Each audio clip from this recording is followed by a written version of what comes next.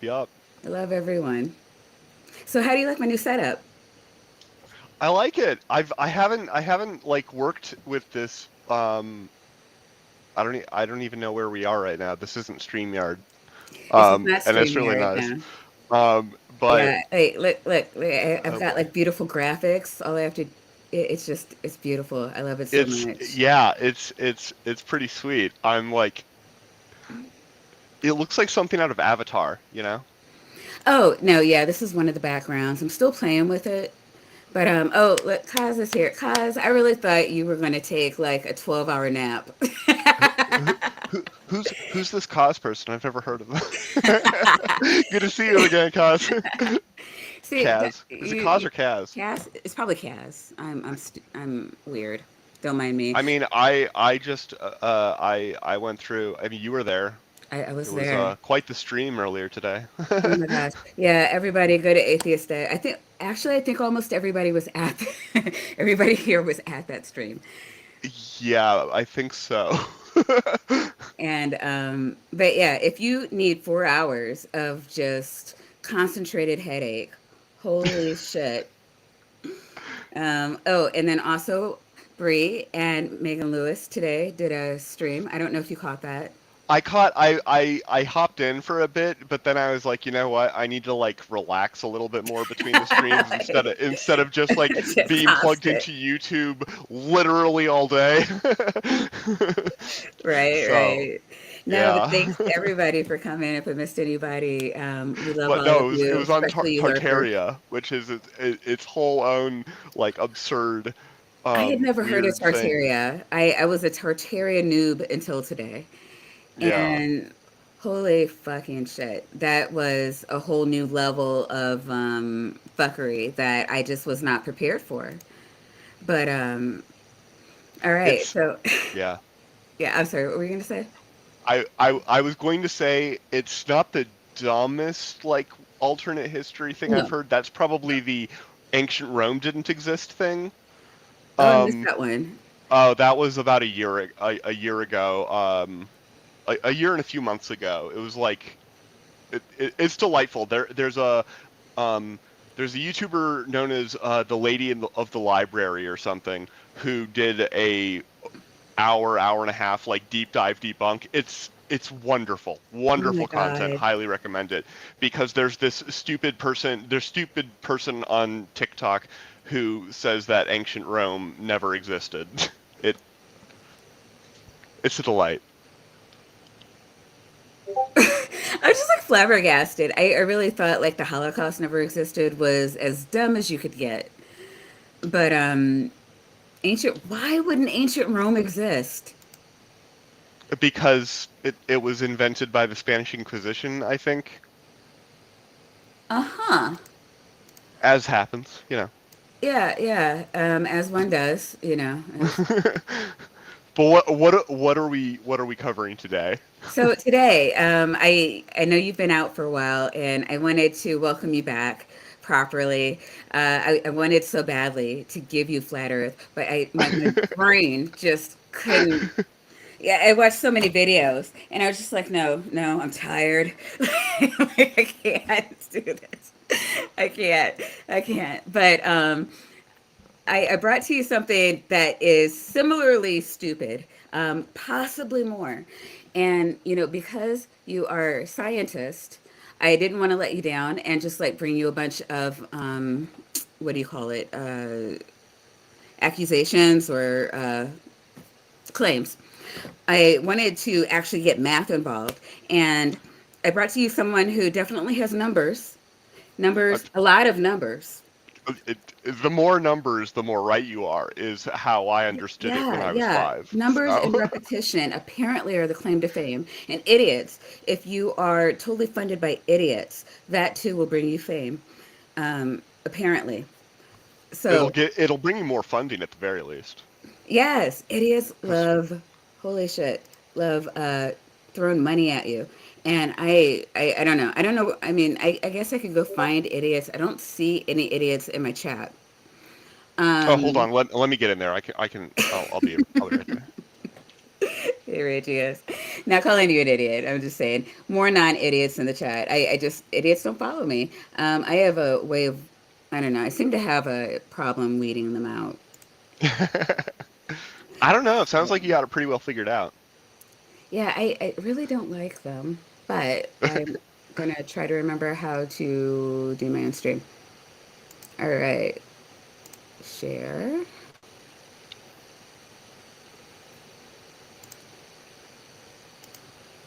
Oh, it's being mean to me. Oh, it'd probably help if I did this. Yeah, because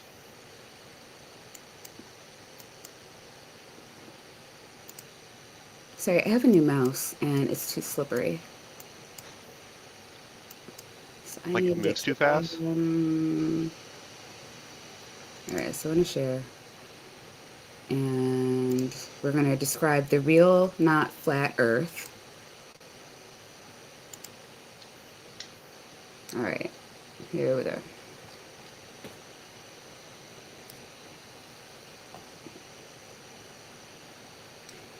And try to go kind of slow because again he says a lot of words and it can get really boring, so I'm hoping that you can like, I don't know, you're gonna have to help me out because a lot of this stuff is just like the stupid, right? You see how it Indeed. orbits? Let me know. That celestial sphere will rotate once every 23 hours, 56 minutes. Not this again.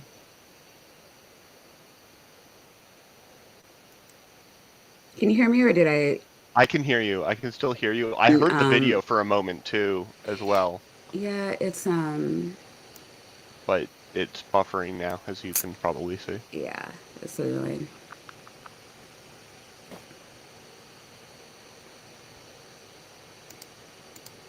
Who is Lord Stephen Christ? Yes. Does this guy think he's Christ? He thinks he is the reincarnation of both Jesus Christ and the devil. The third dimension, right? And so Okay, well,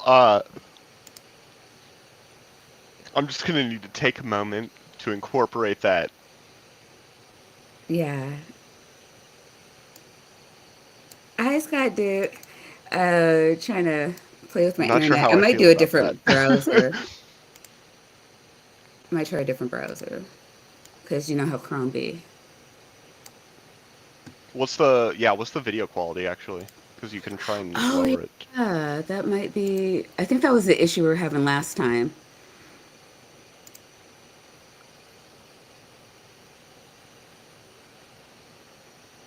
It was just like, no, no, we don't do 720 here.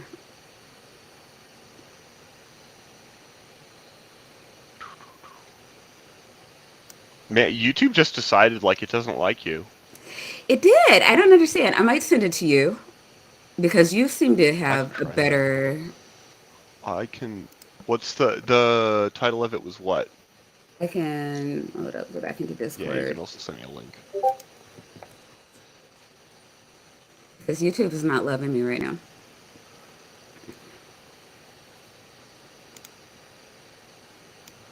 And Okay, yeah. I, Let all me give it a right, shot. let me. Do I use share screen? I use share Yeah, screen, not it share should file, work right? Yeah. exactly like what do you call it, StreamYard. Okay. And then hold It up. says I'm sharing screen somewhere. Yeah. will Oh, rotate once every 23 Can you hear hours, it? YouTube likes 56 you. minutes, 4 seconds, which is sidereal time. And the sun you see there on the left, And can everyone hear it? Anybody having basically it's issues only, with? I showed only as Okay. Looks a like they can. profile of a half of a sphere because that's the true shape of the sun. Once again, nature tricks the eye and gives you the illusion from Earth's vantage point that the sun is a ball. You think that it's a rotating ball because you see Oh yeah. sunspots What am I traversing looking across. at? What? So we are looking at the sun. That triangle is actually the sun. It What? only looks like a Oh, that sphere. triangle. Okay. Yeah, yeah. It only Is looks that like a sphere. is it the little triangle or the whole triangle?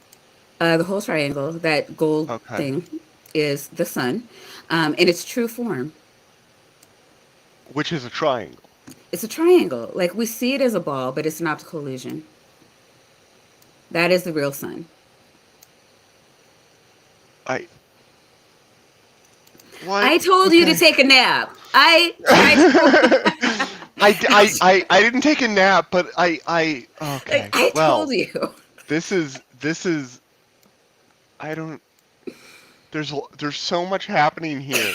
So I will say I have very little experience with Hollow Earth people before. I will say though that the experience I do have, they tend to be really good at animating and making very pretty movies. Yes. It's like They remarkable how high quality the visuals are, right. and it's like you're clearly competent at like Something. things that aren't trivial. How can you believe this nonsense? No, like seriously, because you can't find pictures like this just like off NASA's Yeah, website, right? yeah, well, Like yeah, you would no, have to put something like this together because there's just too much stupid going on in it. So it these are the is. It's constellations rotating around the sun. yeah, Process, okay. Yeah, but he put this it's just together. an illusion. Oh, and there's the It's moon. not true. Yeah, yeah. It's just There's an even a Rotating in illusion. one of difference the in spheres the around the sun. velocity of the sunspots going across the equator versus going across the so-called poles of the sun, which is what they call a differential rotation, and that's one of the reasons why they have to conclude that it's a gas. Okay, so what he just talked about is the fact that sunspots go basically that the equator of the sun rotates at a slower rate than the poles do, which Mhm, has nothing to do with anything that is in the same universe as what's on screen right now. Okay, mhm, mhm. just which I don't know if he knows is that though. no, it seems not. gaseous ball of hydrogen, and it's Wait, not a gaseous ball of hydrogen. it It's is a most gaseous ball. likely made out of iron, but Well, hydrogen gas is being emitted from the photosphere of the sun, likely it's made out of iron, but hydrogen gas is being okay. So he thinks that the sun is made out of iron. Yes. Um, that would make it much heavier than it is. Indeed. And I don't even know what would happen if you just had a chunk of iron Well, I mean, the okay, mass of the this is all sun. Like happening that in the would probably. core. This is all happening in the core of our Earth. So yeah, iron core. Oh, right. Okay. You're right. You're right. I emitted gotta. from the photosphere of the Just sun, gotta, yeah. which is picked up in Can't have an stellar iron sun if it's not in the spectroscopy core. with their emission lines, and it shows that hydrogen is one of the main elements, but it doesn't constitute the actual physical material that the sun is made out of. It's not a gaseous ball. It's actually a Okay, so hydrogen is one of the main elements, Hmm, but hmm. which he acknowledges from spectroscopy. That's already a level of literacy that is not necessarily to be expected a priori from Yeah, someone who thinks the Earth is hollow. yeah, yeah. um, but so it's made out of hydrogen, but it's not one of the main like materials. That is not necessarily a contradiction, but um, it's It's a thought. it needs explaining. But hard let's see if that happens. Yeah, I mean object. I'm ready to have my mind blown or turned inside out, or made hollow or something. Made Whatever. hollow. Yeah, yeah. Yeah, it'll yeah, that wasn't, that's not a cry for help. I'm not going to harm myself just to make everybody out there feel all right. But In the sky, and it's being powered from behind electromagnetically by collimated magnetic rays of light emanating from the top of the octahedron. It's a connection, a circuit. It's a connected circuit, as I mentioned before in previous videos, where that light is emanating out of the front of the sun. It's curving around. It's actually creating this kind of onion-like shape, and then it. okay, so he went full Ken. Well, no, he didn't go full Ken Wheeler. He went like a third Ken Wheeler there for a moment, and like put some word salad together. Hmm, Um, which, for the record, hmm. whenever we encounter Ken Wheeler word salad, what does all of that mean? Does the Uh, class remember? Twin it wheel of words, means valid, nothing. drink. It means nothing, class, Right. and maybe it also means drink. But a legal disclaimer. That's on you.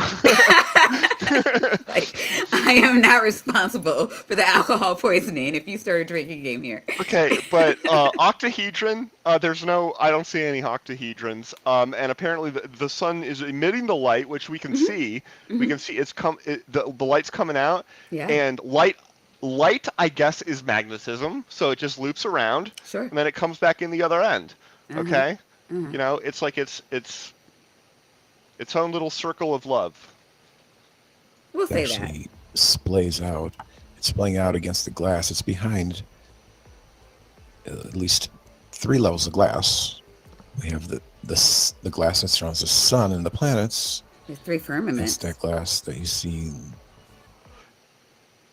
Okay, three firmaments, but specifically it's glass. Glass firmament, yes. Not a metal dome. Glass firmament. Yes. I okay. In between the other glass, the moon, the glass that surrounds the moon. And then there's a glass outside of this picture frame, which is at 100 kilometers high. So the actual ground in this animation is out of frame, meaning that there's more Earth to it. So, but in order to get a good close-up on the celestial sphere, I had to zoom in closer so we would crop out the actual glass sky and the actual concavity of the Earth. But you see it in the background anyway. But that's what it is. We have a complete. That didn't provide anything like an explanation of what it is. Oh, Uh, were you looking for sense to be made? I mean, I was Mm. I'm trying to steel man this in my head. Okay, so we got I guess the fundamental claim here, which hasn't actually been made because Hmm. I don't think the word Earth has really come up yet. Well, it Well, has a we're couple in of the times. Earth. Yeah, we're in the Earth and it's in the background there. Hmm. So the sun is this molten core of iron that is in the middle of the hollow. Where does night come from? I think he shows it in a little bit, but okay, so like the firmament, Maybe maybe the light is coming out of one end of the sun, and right? when it Well, comes out and it's going around, I then think that's there's a whole, daytime, and then it goes around to the other side and it's nighttime, yeah, which no, it's like a spotlight. Well, which is what I'm not sure about this guy, but most Hollow Earthers believe like spotlight sun. So like there's a hole in the firmament, and it as it goes around, that's how we see light. We see the sun. Um, it really doesn't speak to sunsets unless it's also an optical illusion. But yeah, I believe it's spotlight sun. yeah, and I mean, like there's already at least a mechanism here that you can hand wave away into providing some sort of access for there to be a spotlight thing, Hmm. which would be like the magnetic field lines. I mean, they're depicted right here, like these things. Like you can, and this is a thing that happens in like astronomy and whatnot, Circuit to complete. is that you'll have jets of material, um, and radiation, electromagnetic radiation, coming out at the poles, and they spin around and they're flashing us every Hmm. bit, Hmm. and that's like what pulsars are Yeah, and whatnot. pulsars. Yeah. So This isn't that. it's a pulsar. It is not. All right. Electromagnetic circuit. Right. Everything's Also, electromagnetic circuit. Just if you've got misplaced electrical concepts on your bingo card of pseudoscience, then we've got that one. from the central octahedron. Now, I mentioned before, There's no octahedron, bro. That's not an octahedron. That might be a tetrahedron, but it's not an octahedron. An octahedron has 8 sides. Octo. Yeah. that the octahedron is evident and it can't be picked up with Canadian meteor. It's an octahedron is like if you took the Pyramid of Giza and you glued another copy of it to the bottom. Then you Right. would have the octahedron. It's 2 4-sided pyramids on right Maybe. next to each Orbit other. radar. Maybe there's a part like it's like a what do you call it? the iceberg, and we can't see the other part of it. I don't understand where he's coming from with this, unless it's a no. That's still not 8. I don't know. I don't know. Well, this could be a four-sided pyramid that we're only seeing one side of, right? Like Um, if do you know so what I there's mean? 3 sides and then the bottom, but Well, the other so if you were standing at the Pyramid of Giza, if you stood right at the middle of one side and then walked backwards and looked back at the pyramid, you would only see the one face of it. But you know mhm, that there's the other 3 faces and then also the bottom. right, Um, and so we could be seeing this. So, but the thing is, it should also continue on the bottom here where right. my That's what I was cursors are. saying. Like it should continue there, and then this would be one side, that would be the other side, and you could have 4 others hidden in profile. But I mean, if you're going But to say that, you should show that. yeah, and given that I've never seen any of these graphics before, and that it looks like it's this icon up here, Hmm. and I'm pretty sure this person produced this, what are you doing? You've got skills, my man. Yeah, with it's all in the radar wrong coming place. from New Zealand or Argentina as well. They're all picking up this radar, this octahedral formation, and they're saying it's where sporadic meteorites are or originating from. However, it's that's not what it really is. We really have This guy needs a script, also. Wouldn't help. I mean, wouldn't hurt. Probably wouldn't help either. But You're not wrong. But okay, so we brought up something that I already forgot because it was dumb, and also sporadic meteorites, which have nothing to do with anything at all, really. with anything really. Although I guess this is technically a cosmological theory Sure. in some sense. It's a theory of the cosmos. And I guess like meteorites also exist in the cosmos. But like You have to I mean explain that. this is the bar is this is a log scale. Hmm. It's really down. It's way down there. Yeah, yeah. an octahedral structure in the center of the Earth. We can also understand that there's 4 equatorial equilibrium points at 90 degrees to each other at the equators in the oceans of the Earth, 90 degrees apart. If you were to take that central octahedron, just play it again there. If you were to take that central octahedron and enlarge it, when you are aligned with the equatorial equilibrium points, the base of that octahedron, in other words, the corners of the base of the octahedron, hitting those equatorial equilibrium points, you would see, as I explained in a previous video, that You're referring to things that I feel like, based on your words, are supposed to be on the screen.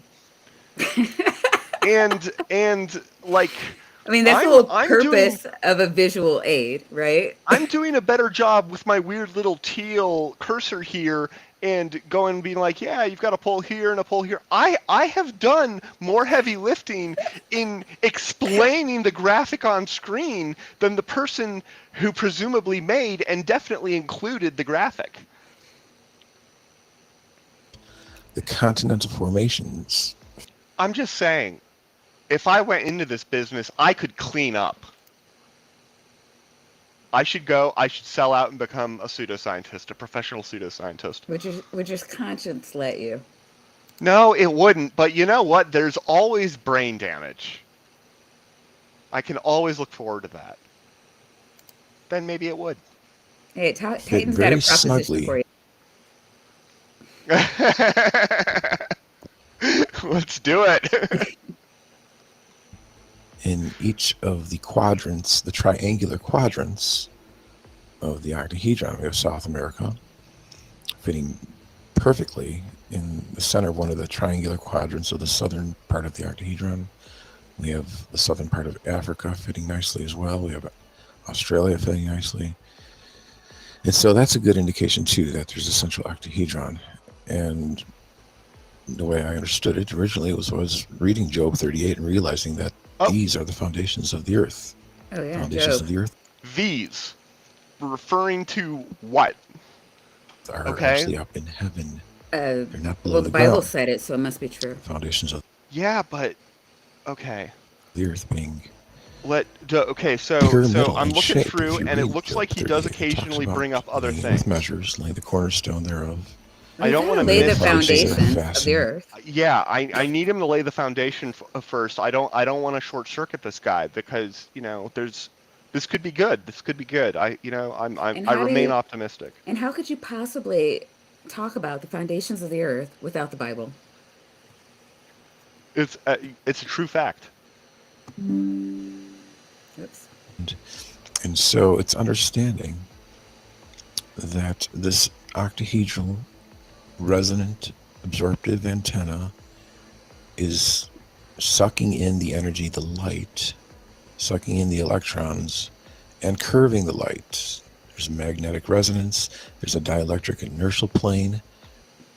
Dielectric inertial plane. Okay, if you've got dielectric inertial plane on your bingo card, that's that's that's a steady 0.42 wheelers. That's why objects on the ground actually weigh slightly less toward the equator. It's not because there's a rotation to the Earth. It's actually because the dielectric inertial plane is actually slightly, very minutely, causing objects to weigh a little bit less, almost like it's a relief in the etheric pressure. So there's less wind at the equator. We call that the intertropic convergence zone, or the doldrums. Or is he talking about actual wind or like of this? I think he was talking about like a solar electric space electron photon wind. I don't know how you get weather in this paradigm. Very carefully. That's all I Ah, got. hmm. Yeah. But I think it's a promising avenue. It's also interesting, it's mentioned in Scripture in the book of Revelation, where there's metaphorically four angels at the four corners of Mark, heaven, we're actually holding in back the the four inner winds of earth. heaven. So that's the only space is inside the earth. Just So he hasn't really gotten to it yet, but we think that like this is clearly Africa, right? And then you got India over here, we got Madagascar. So we think that he's saying that this thing, which is clearly not an octahedron, but which he keeps on calling an octahedron, it's hollow Earth, is inside Earth, and it's also the sun, and it's made of iron, um, and probably gravity is fake because oh yeah, I guess because otherwise we'd all get no, gravity is drawn into the fake. iron thing. That's like central to every pseudoscience theory of Earth. But the obvious question I feel like here, which we haven't gotten to, how does nighttime work? Which I think is even worse for a hollow Earth model than it is for a flat Earth model, and it's pretty bad for a flat Earth model. That Yeah, question. a lot of flat earthers don't understand that they haven't described like nighttime just isn't encompassed in their model. But Yeah, but it's perspective, you guys, because oh right, perspective. yeah. If you understand, at the equator, winds are very mild. And so that's Do another you mind if I indication increase the speed to like Yeah, that there's an 1.25? octahedral formation, please. a magnetic, levitating octahedral formation that's actually calming down the winds in the equatorial zone, in the intertropical zone of the Earth, the convergence zone. So that's another good reason why there's an octahedron in there. Also understanding that magnetite, the most magnetic mineral in all the world, its base crystal habit, its base crystal shape is octahedral in structure. Also understanding crystal field theory. I mentioned before, I made a video about crystal field theory. Crystal field theory, you have your three cardinal axes. You got your X, your Y, and your Z, Oh right? God. Yeah. The three axes, they form the third dimension, right? And so your base formation, your base. It's like, Wow. He like failed kindergarten. yeah, but like the books, he's not pulling this all just from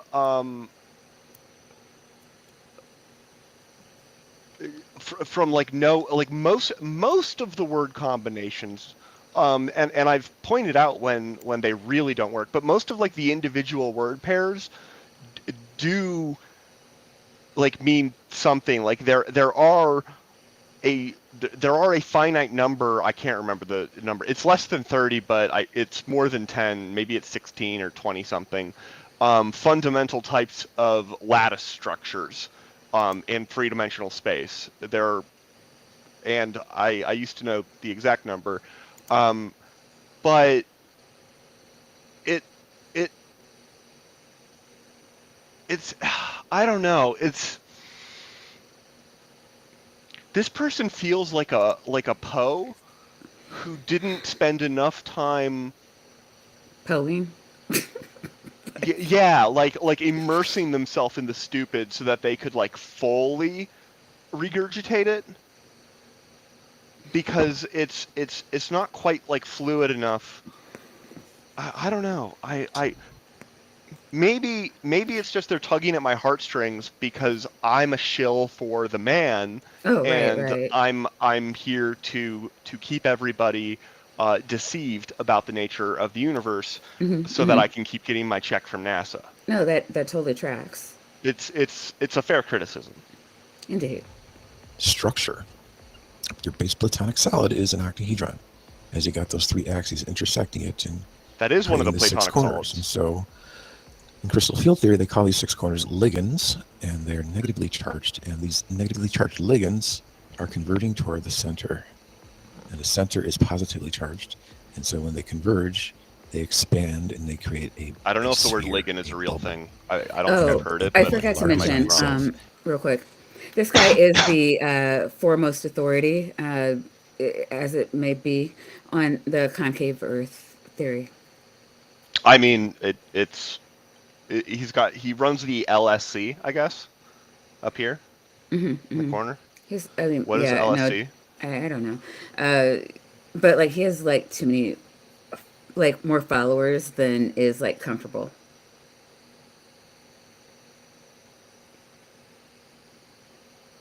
Well, only 607 subscribers, but yeah, that is more than zero.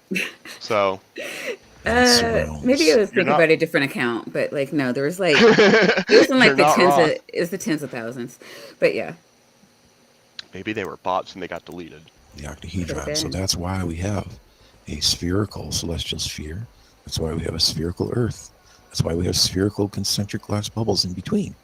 It all has to do with the foundations of the Earth, the octahedral crystal field foundations of the Earth. That's why there's an octahedron in the center. Yeah, that makes So on the sense. northern side of that Fundamentally, we've octahedron, got an octahedron, so we therefore have the everything's a illuminated sphere. side, and then the I southern have side yet is to the see an darkened side. octahedron. So we have light and dark. Hmm?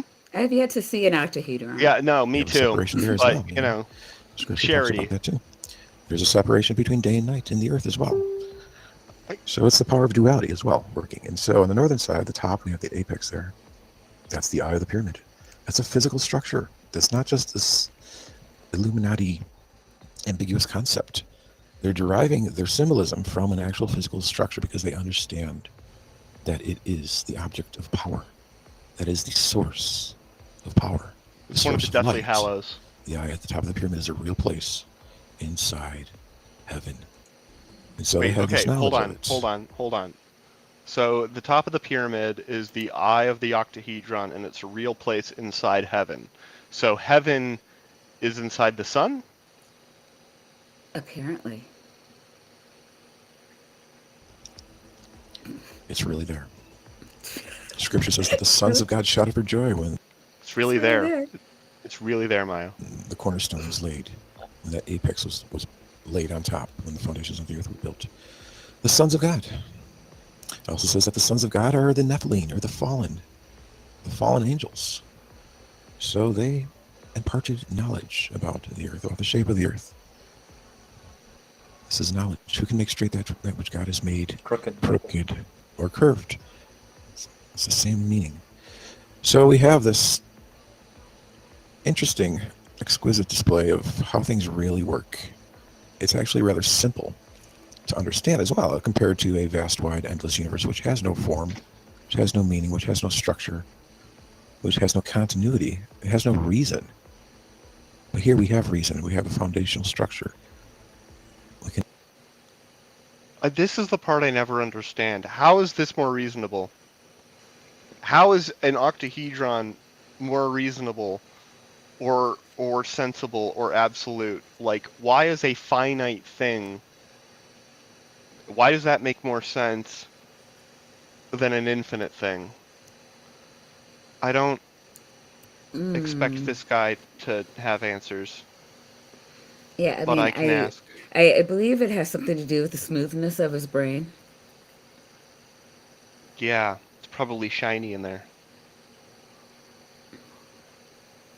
Can apply logic and reason to it, and we can understand that light does definitely bend. Light bends. Light self-bends. It's even been proven by physicists. Bro, Light beams can don't actually you're not bend. allowed to cite physicists. There was a study that was put out by, I think, William Martin. Okay, also there's like weird audio things going on here. It's Yeah, hard I to tell know. like when, right? I a think, William Martin. This geodesist, which showed that the light curves up away Oh, from the Earth. here's your spotlight sun. Yeah, so we got the spotlight sun, and let me do some. I Yeah. I, I So still haven't, look, much like we got flat a smiley earthers. face here. Oh yeah, A my smiley face with the well, much smile like and the flat demon eyes. earthers, I still don't understand seasons. Oh, it spirals up and then it spirals down, and it does it zooms in and out. That Right? accounts for seasons. Yeah. Okay, Yeah. Don't worry about it. It's fine. it's fine. So the curvature of our side, of our trajectory of sight, is curved more than the Earth. It's curved more than the See, actual curvature it's going of the Earth. down now. That's true. Well, that's not only William See? Martin with theodolites, but any This is the land surveyor line. with a theodolite is already measuring the upward bending of the light without even realizing it, because most of them are under the presupposition that the Earth is convex round, not understanding that light is actually bending upward. It's bending more than the curvature of the Earth, and so that's what they fail to understand. What? I need a diagram. Will he give me a That's why I diagram? told No, land surveyor Jesse this Kozlowski, is you the need to show visual me aid. This is your cardinal know. direction zenith angle This is test, the because I have a sneaky suspicion there that you're going to get different deviations of that upward bending of the light depending on which direction you're facing. If you're facing toward that, if you're point that theodolite toward the sun, you're going to get a greater deviation of light. And so that right there should tell you something. That should raise a red flag about your presupposition there. But there has been studies, scientific studies, the physical review letters. One article is called Non-Diffracting Accelerating Wave Packets of Maxwell's Equations, where they talk about presenting non-diffracting spatial accelerating solutions of the Maxwell's equations, such beams accelerating in a circular trajectory, thus generalizing the concept of airy beams to the full domain of the wave equation. The beams exhibit shape-preserving bending, which can have sub-wavelength features. And the pointing vector of the main lobe displays a turn of more than 90 degrees. And so I know. Okay, so everything he's saying there in the last like 20 seconds sounds real and sounds interesting and cool But does it? from the perspective of like optical physics, and doesn't in any sense mean what he thinks it means. It means that you can have weird you can have like a laser beam that has like a vortex in it.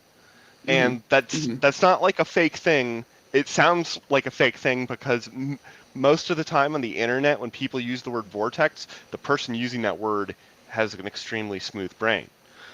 But they are like vortex singularities are real things that occur in wave functions and whatnot. But do they occur in inner Earths? Uh, not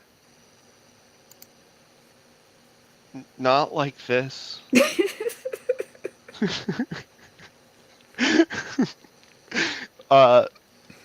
Like there's a lot of quantum mechanics stuff happening in Earth, so I'm sure there's vortex and singularities all over the damn place.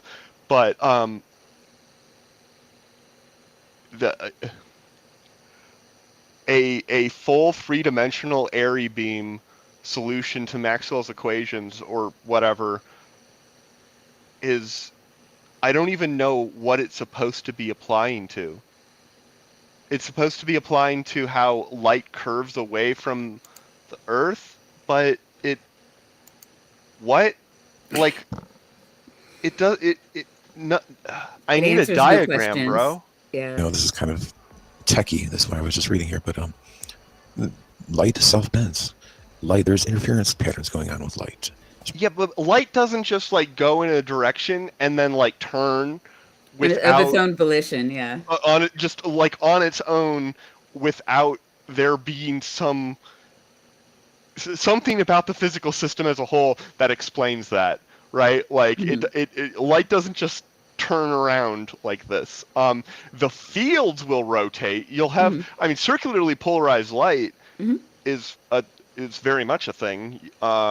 And if you were to sit there and follow the electric field, instead of going oscillating like this, it oscillates like this.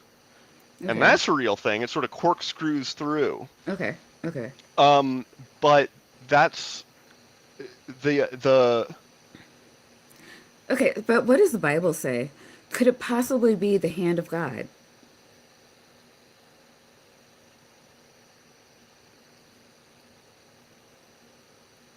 could be. You know what? It's a solid proposition I haven't considered. But maybe Job wrote it down somewhere. Right? Let's see if you Especially these can bring interference it up. patterns going on, emanating from the octahedron. And it's just creating this Well, there's our friend the octahedron again. bending Okay. of the light. I keep If saying you that. look at the radiation patterns of a dipole antenna, Okay. And we've got sort of a dipole here. Before. Vaguely. That's what's happening, where the light is bending more so than the actual curvature of the Earth.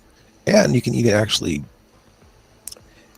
go out and measure the apparent curvature of the Earth, thinking that the light is actually straight and you're looking at a convex ball, and get virtually the same calculated radius of the Earth, like that Cody guy did, because of the way that the light bends in both directions. No, you couldn't. And so it's going to give you... No, you couldn't. No, you couldn't. You simply couldn't. That's not how light works. We'd have to be living in like a weird, like soupy fishbowl with like air that dramatically changed its index of refraction as you went up, in ways that do not make any sense. Estimated virtually pretty close to the same radius if you were to think that light was straight and you were living on a convex ball. The horizon does descend as you get higher and higher in an airplane, in a high altitude air balloon. It will descend because it doesn't mean that the Earth is bending down. It just means that the light is bending up more. And so that light at the edge of the horizon is going to bend up more, but it always bends back to the center. Oh, okay. I think I actually managed to figure out a way of slightly steel manning what he's saying. So Okay. you see this cone thing here? Sure. Right there. So imagine that that's pointing over here at like Somalia or something, right? Okay. And if you're here, then you're seeing light from mostly like if this light actually, let's just imagine it's pointing right here because then it's easier. If you're here and you're on the ground, then you're seeing light from sort of this whole cone, right? Right. It's coming from all those directions. But then if you go up here, now you're only seeing light from this cone, Okay. right? Okay. And that's going to look like a little slice, a little circle of the Earth, and it gets smaller as you go up because you're sort of, the light is magically, okay, this is Okay. magic. This is all magic. Okay, gotcha. This is all magic, but like it's magic where it's magic geometry, but once you have magic geometry, like I'm willing to talk about the consequences. If you give me a model, I'm willing to talk about what the model predicts. It's when you don't give me a model at all that I die a little bit inside. And Jordan talks about a lot of magic geometry. yeah, and he never gives any models like at all. And I'm like, Jordan, in some universe, you might be better than that. It's Probably not this one though. So. No. I made a video about that as well. So we have this working model. We have the moon. I show the phases of the moon. Each day is what do I have there? I got 10 frames per day, so 1 second is 3 days. But you see, the moon is if the moon was operating in real time, we'd have that moon rotating in the other direction.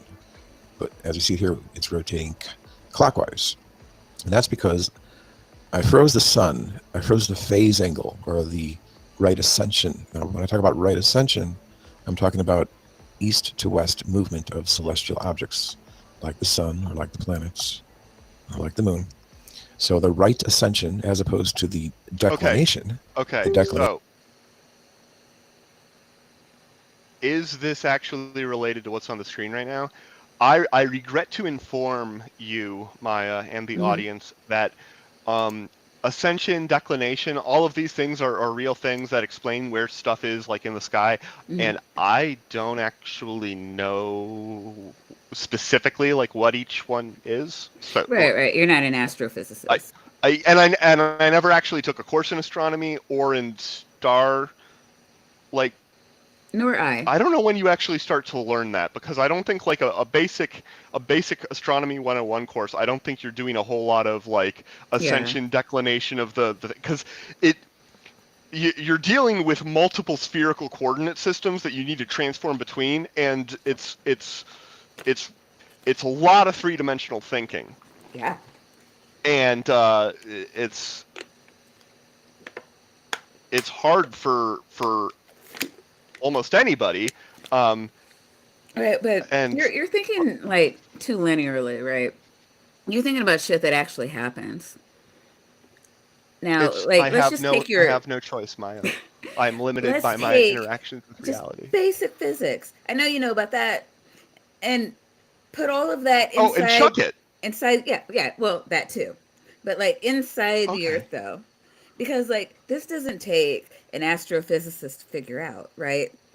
This is a moron. We can. Yeah, I mean, it's. I see what you're saying. It's like if you take like a wolf and a dog and a potato, and you ask a 5-year-old which one's different, it's going to say the potato. Okay, so this is the 5-year-old's conception of the universe. Yeah, it's astrophysics. That's fair. For 5-year-old idiots. Yep. Nation is going to be the north-south angle. So you see at the bottom of the screen there, you see the declination of the sun. You see the declination of the moon.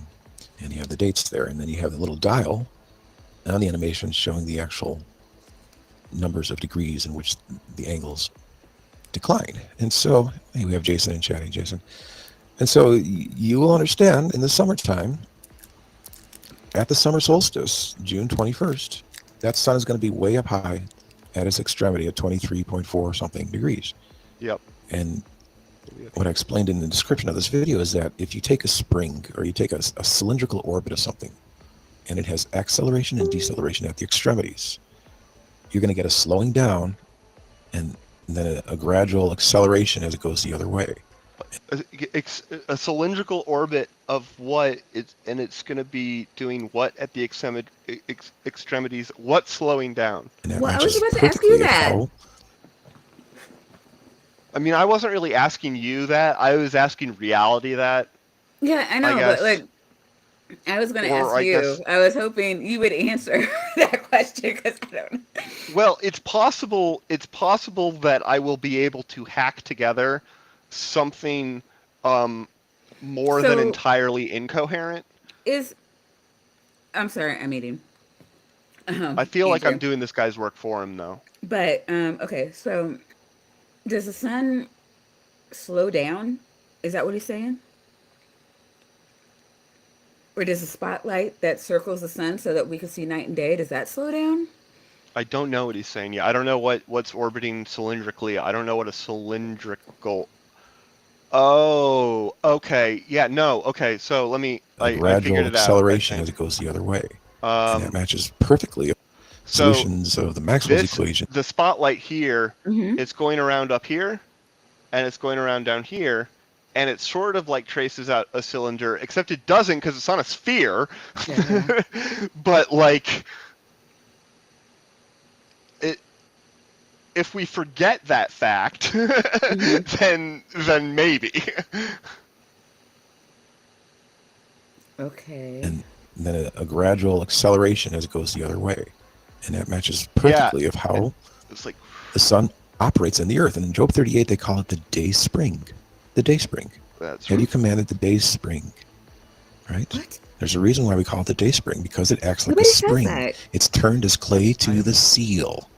Clay to the seal. Well, in What ancient is that? times, they had clay seals Hey, hey, that were hey, cylindrical hey, hey! Did you see it? because it acts No. like a spring. Oh, This is a tetrahedron. holy It's shit! turned as clay Finally. Octahedron. Yeah, yeah, to the yeah. seal. Clay to the seal. Well, in ancient times, they had clay seals that were cylindrical to seal documents with. So we have this analogy, this metaphor of the sun operating as a day spring and turning cylindrically like a clay seal. It matches perfectly if you understand what to look for. I don't That understand what there it's was a talking thing on about. the screen that said the Foucault pendulum does not proves the Earth doesn't spin. That is the opposite of what the Foucault pendulum does. It proves that it does spin. If your foundations are correct. And so we have the day spring, knowing its place, turned as clay to the seal. This is how we get the seasons. When the sun is at 0 degrees declination, that's at the equinox, the spring equinox and the fall equinox. March 20th, September 22nd. And then, of course, when the sun is at its lowest declination angle, minus 23.4, we get the winter solstice. So it's perfectly operating like a spring with acceleration and deceleration. And then, of course, we have that eclipse. A lot of things operate kind of like springs. It's decomposing things into periodic motion is like a tried and true, extremely fruitful path towards analyzing like all physical phenomena. And if you can decompose it into sine waves are how springs work. Hmm. So basically everything is little masses on springs. And this like when I took quantum field theory, I came out of my quantum field theory class being like, okay, well now I'm just convinced physicists understand exactly one system, and it's the harmonic oscillator, which is a mass on a spring, and we just copy and paste that everywhere. And it works stunningly well. We see that diagonal line going circumscribing the celestial sphere. I apparently I have to go to bed now though, because Germania said that whoever read the statement had to go to bed. So yeah. Hey, No, I'm just hey, hey, kidding. hey, hey! Don't leave me here with this. The planet all in the vicinity of the ecliptic. That's because there's a magnetic pole there. You see Venus, Mars, Mercury, Uranus, Neptune, they're all aligned to the ecliptic.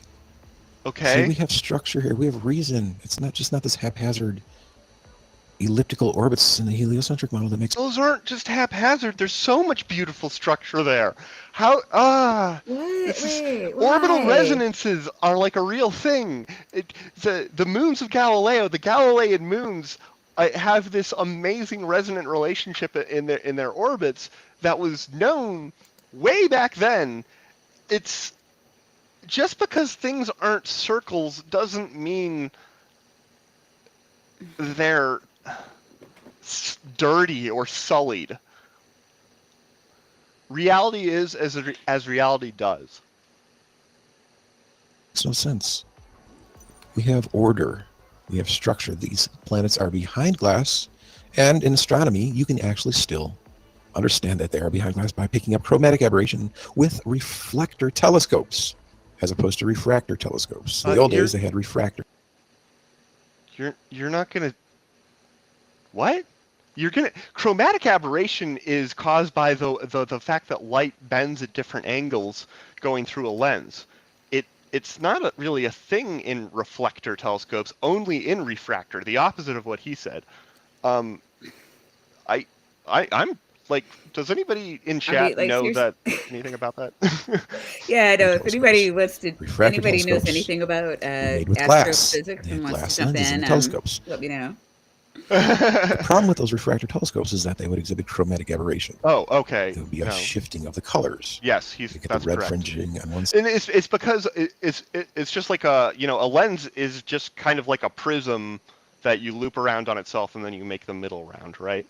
Hmm. So red light and green light will go through it differently, and you need Okay, to account for that when you sure. design lens systems and whatnot. Side, you get the violet fringing on the other side.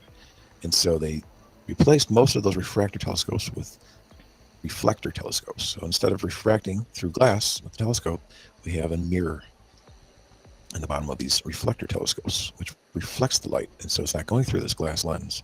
However, this is one thing that modern astronomy fails to acknowledge, that if you just go on YouTube, you just find some amateur shots of planets, say Saturn or Jupiter or Mars, with reflector telescopes that are supposedly not going to pick up chromatic aberration. What do we see? We still see the fringing, the chromatic aberration fringing of the planets. That's one good indication that there's glass in the heavens, so they cannot Or there's glass in the eyepiece. eliminate all of the chromatic aberration with some of these reflector telescopes. And so, because these planets are behind glass, they're actually fooling your eye with refraction. They're giving you a greater range in apparent diameter, in apparent angular diameter.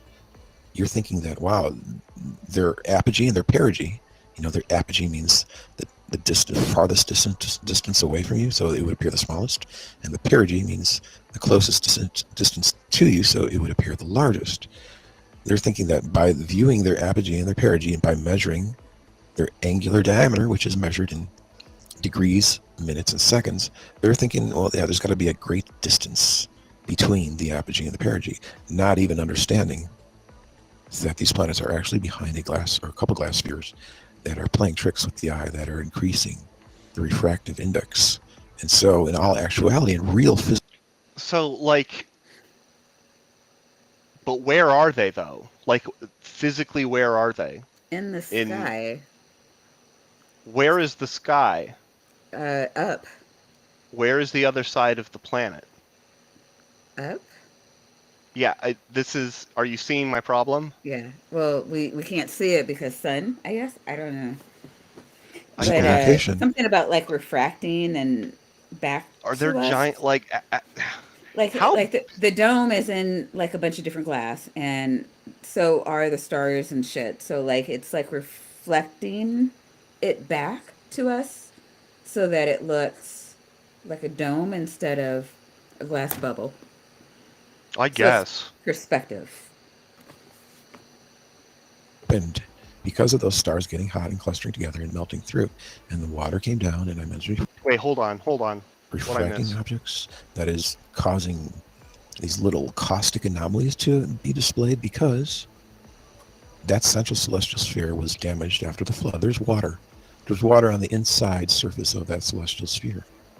And so during the time of the flood, when it says the windows Okay, so these spheres had water, and then Hmm. God broke the windows. Yes, of heaven were opened, they literally were opened because of those stars getting hot and clustering together and melting through.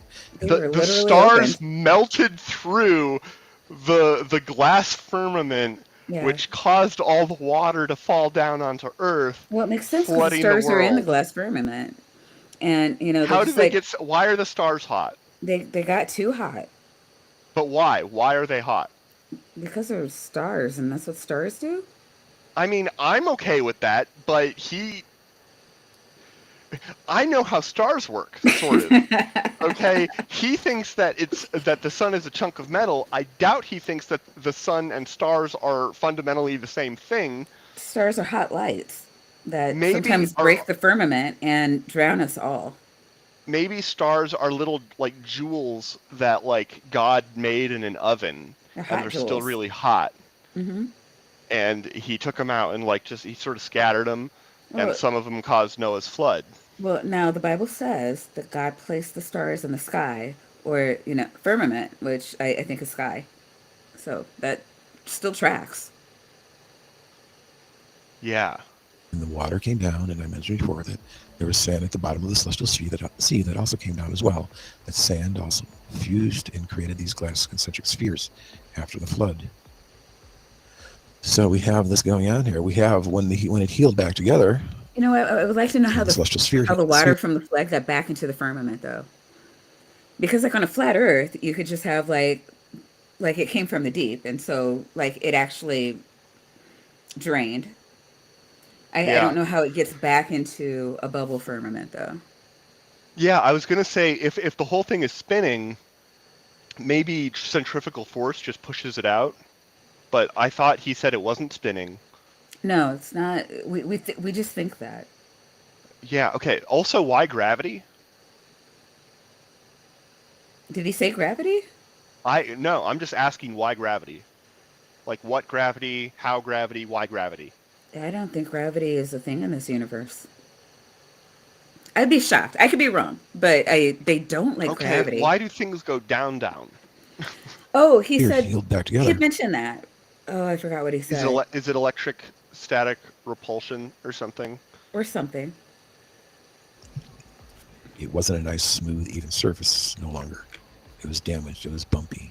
And so that bumpy surface is exhibited when we look at the galaxies, when we look at the nebula, when we look at quasars. There's going to be these caustic artifacts that are products of the bumpy glass surface and the light being diffracted, displaced, just like looking through a cut glass goblet, as Lawrence Krauss will say.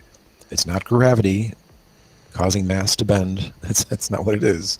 It's just simply looking through the stars through glass, looking at the stars through glass, just like Stone Sour talks about in their song. The stars are lying.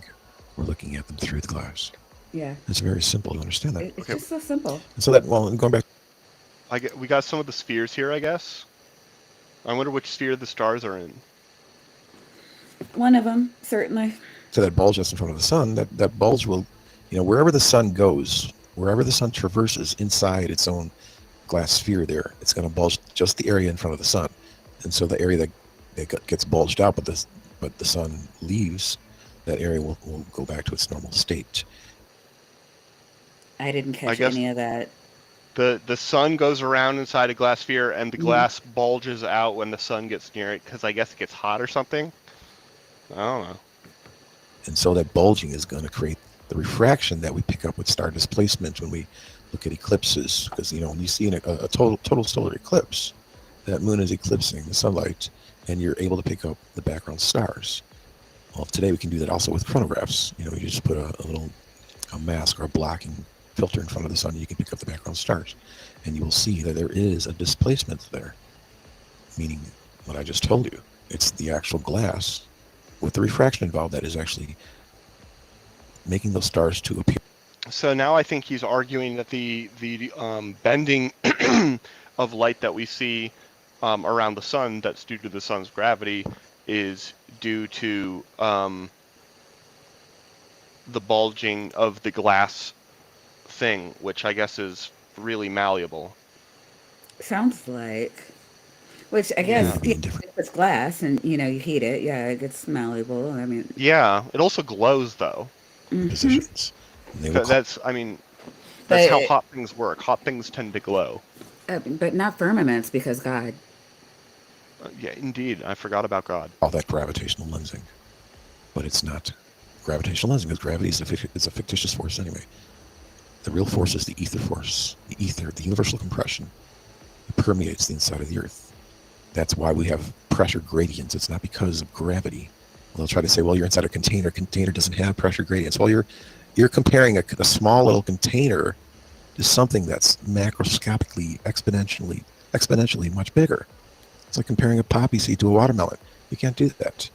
You cannot compare the pressure gradient that we exhibit because of the ether to something much, much smaller on a microscopic level. So we have these pressure gradients because of the ether. The ether force is a centrifugal force. Okay. It's a divergent centrifugal ether force. It doesn't mean that the Earth is spinning. It's, like in the carnival. You ever go to the carnival ride, the gravitron, where you're stuck to the inside concave surface as it spins? Well, this is not what's happening. We're not spinning. But the ether force inside the Earth is spinning centrifugally, and so that I'm force is spinning. compressing. Whee. Also, as well as an increase in density as the lower you get. So Whoa, it's hold getting on. more. I just went around. I just went around in a circle and got a Uh-huh. little dizzy, and everything is making more sense. Wait, This what? this might be the key. If I just spin around and make myself really disoriented, then suddenly it all starts to make sense. Do you spin around with like tequila or? No, no, I spin. Wee. And it makes me dizzy, you know? So probably alcohol and drugs would help. I like the way you think. I don't have any though. Nothing? Wow, it's a rough life. No, I ran out of, I had some wine earlier, but I'm out now. I lost this. Where this was. So it's pulling us toward the ground. It's putting not pulling. It's pushing us to the ground. What is And this? We so got this ether that's spinning has been a little detected. Kerbal Space Program dude here. You can detect. Hmm. See the big experiment that everybody likes to talk about. Some people, the geocentrists, will say that this experiment proves that the Earth is motionless. This should have been the graphic that he started with. This is way more clear Hmm. I about mean, about like what it's. I still don't see the No, octa. yeah, it's still not an octahedron. It's a tetrahedron, I guess. Or the But heliocentrists will like, say, well, this but we've got the sun spotlight here, Yeah, yeah. and we've got the little cable going back to the command Heaven. center, the Illuminati command center in heaven. Exactly. proves that there's no ether. There's no. Obviously Okay. that's the Michelson-Morley experiment that was done in Ohio a long time ago. But this interferometer that they had was in a basement. It was behind wood, and so there was obstructions to the ether. And what they will fail to tell you is that it wasn't a null result. It was actually slightly positive, meaning that there was a slight detectable ether in that experiment. But another problem with that is that Michelson and Morley actually claimed or stated that they were going to conduct at least 3 more experiments in addition to that initial one. I think they did conduct further, um, more careful measurements with the same sort of type of apparatus, but I think there were different sort of versions of it. It's a hard experiment considering that they didn't have lasers back then. And they never did. Why didn't they do that? Another thing too is there was a man named Probably Dayton Miller. funding. Dayton Miller was a contemporary of Michelson and Morley. Dayton Miller built a much more sophisticated interferometer, much bigger, at a higher altitude. It wasn't in a basement locked up. The ether wasn't being obstructed, basically. And it was done under the most strict conditions. Everything was Script would help. scrutinized. And he did detect there was an ether drift that was permeating the Earth. I mean, If it can permeate the Earth, it's going to be able to permeate the building the thing was in, Shit. right?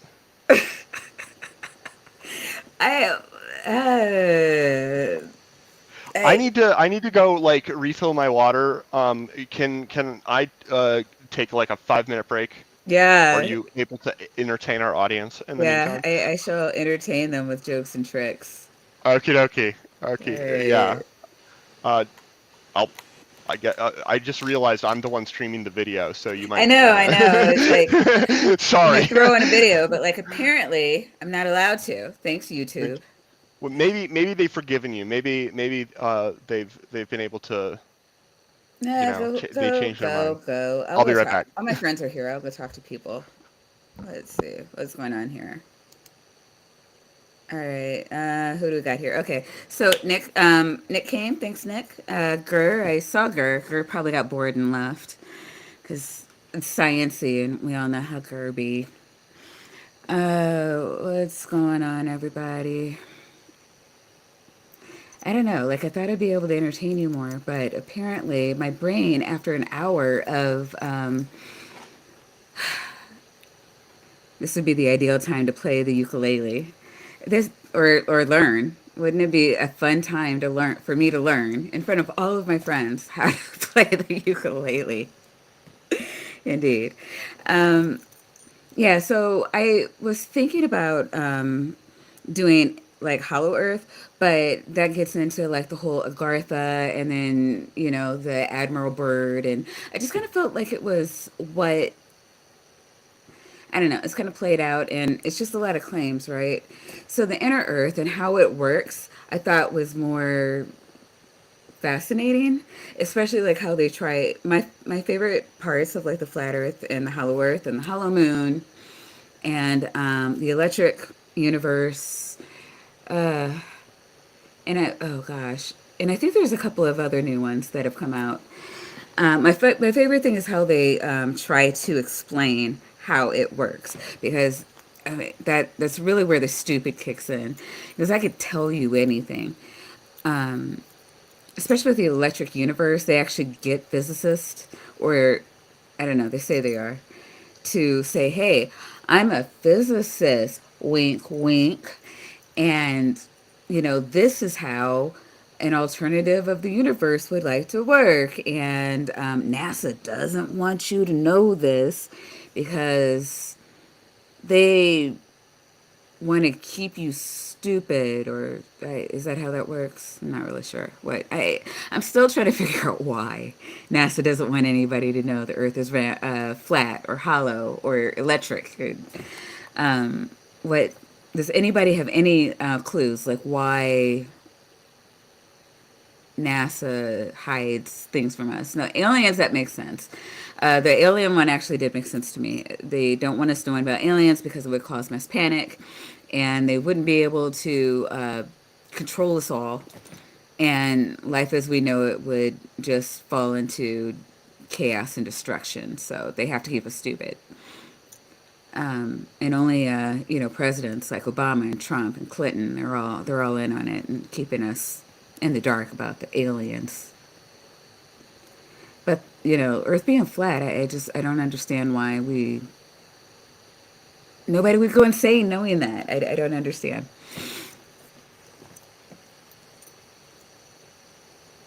Oh, the Hollow Earth is filled with reptile people and Nazis. That would be a really good reason to keep the Hollow Earth a secret, especially if you like confined all the reptiles and Nazis to the Hollow Earth. In which case, like, why didn't we do that with the pedophiles? And why are there so many goddamn Nazis? But Spooky Bear here does have, he's onto something there. Um, so, God, in my trip out of Christianity, I did come across quite a few conspiracy theories, and one of them was that Hitler had met someone from the Hollow Earth who apparently was blonde hair and blue eyed and very pale skinned, and that's why Hitler was convinced that these were super culture, and was trying to. I don't know why you would start with the Jews. um, of all the people on Earth that don't match that description, why would you start with the Jews? There's actual real things that happened, and which so much worse than all the things that they make up. And Doc's still not back, so I'll keep talking. But not to get, I don't know, fuck it. I get political. You guys know me. But yeah, that is what Spooky's saying here. The Nazis, the original OG Nazis are in the inner earth from Agartha. And then you have the reptile people, which are usually a separate story. But, there's the Illuminati, or our reptilian overlords. And I believe the sun they're from a different planet. And the sun is too, I don't know, they're too sensitive to our sunlight. So they must stay underneath the earth. And they only come out to scare our politicians and leaders into compliance. I'm back. Hi. We're just going into some Nazi propaganda. What kind of channel is this?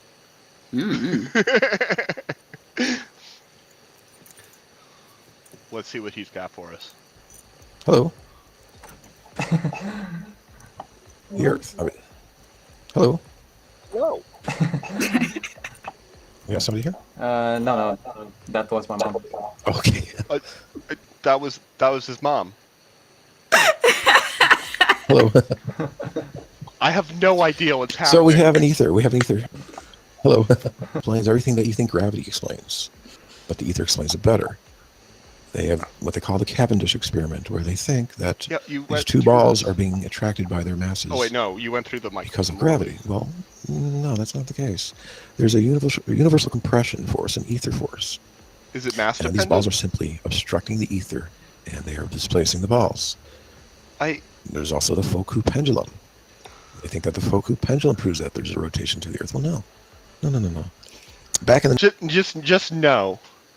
I it's stunning how easy it is for people to just say, "Oh, all of these people think that this experiment proves this one thing," and even though this experiment is many decades old now and has been performed again in various other situations, and even though the models for the phenomena that the experiment is trying to elucidate have grown and fundamentally changed, we do not have the same theory of gravity as we did when Cavendish did his experiment. Our idea of gravity is totally different now. Right. And yet, just no. It, as though it didn't occur to us that I don't know. I'm so glad that I learned the word ultracrepidarian because that's what this is, and it's so pervasive, and it bothers me so much because like you care about expertise normally. Most sane people do, right? Hmm. Hmm. Like if most people if they need surgery to repair an internal hemorrhage that they got in a car accident, for example, most of them are going to want a surgeon to do that as opposed to some guy on the internet that doesn't think blood is real. And that's like the equivalent. Or who operates under I learned it from you, Titan. I learned it from you, okay? You want credit. Learned it from you, Dad. I'm sorry, it was 80s throwback. um, um, but yeah, it's just no. Oh, Just no. 1950s, there was a man named Maurice Elias who did extensive study with pendulums during eclipses, and he found very interesting anomalous movements to these pendulums while this total solar eclipse was happening. Meaning what that did he know? what connection is there between a total solar eclipse and the rotation of the Earth? If there is a rotation of the Earth, it makes no sense. I've never heard of such an experiment. It Wait, sounds like somebody. he said that if the Earth rotates, a solar eclipse makes no sense. No, he's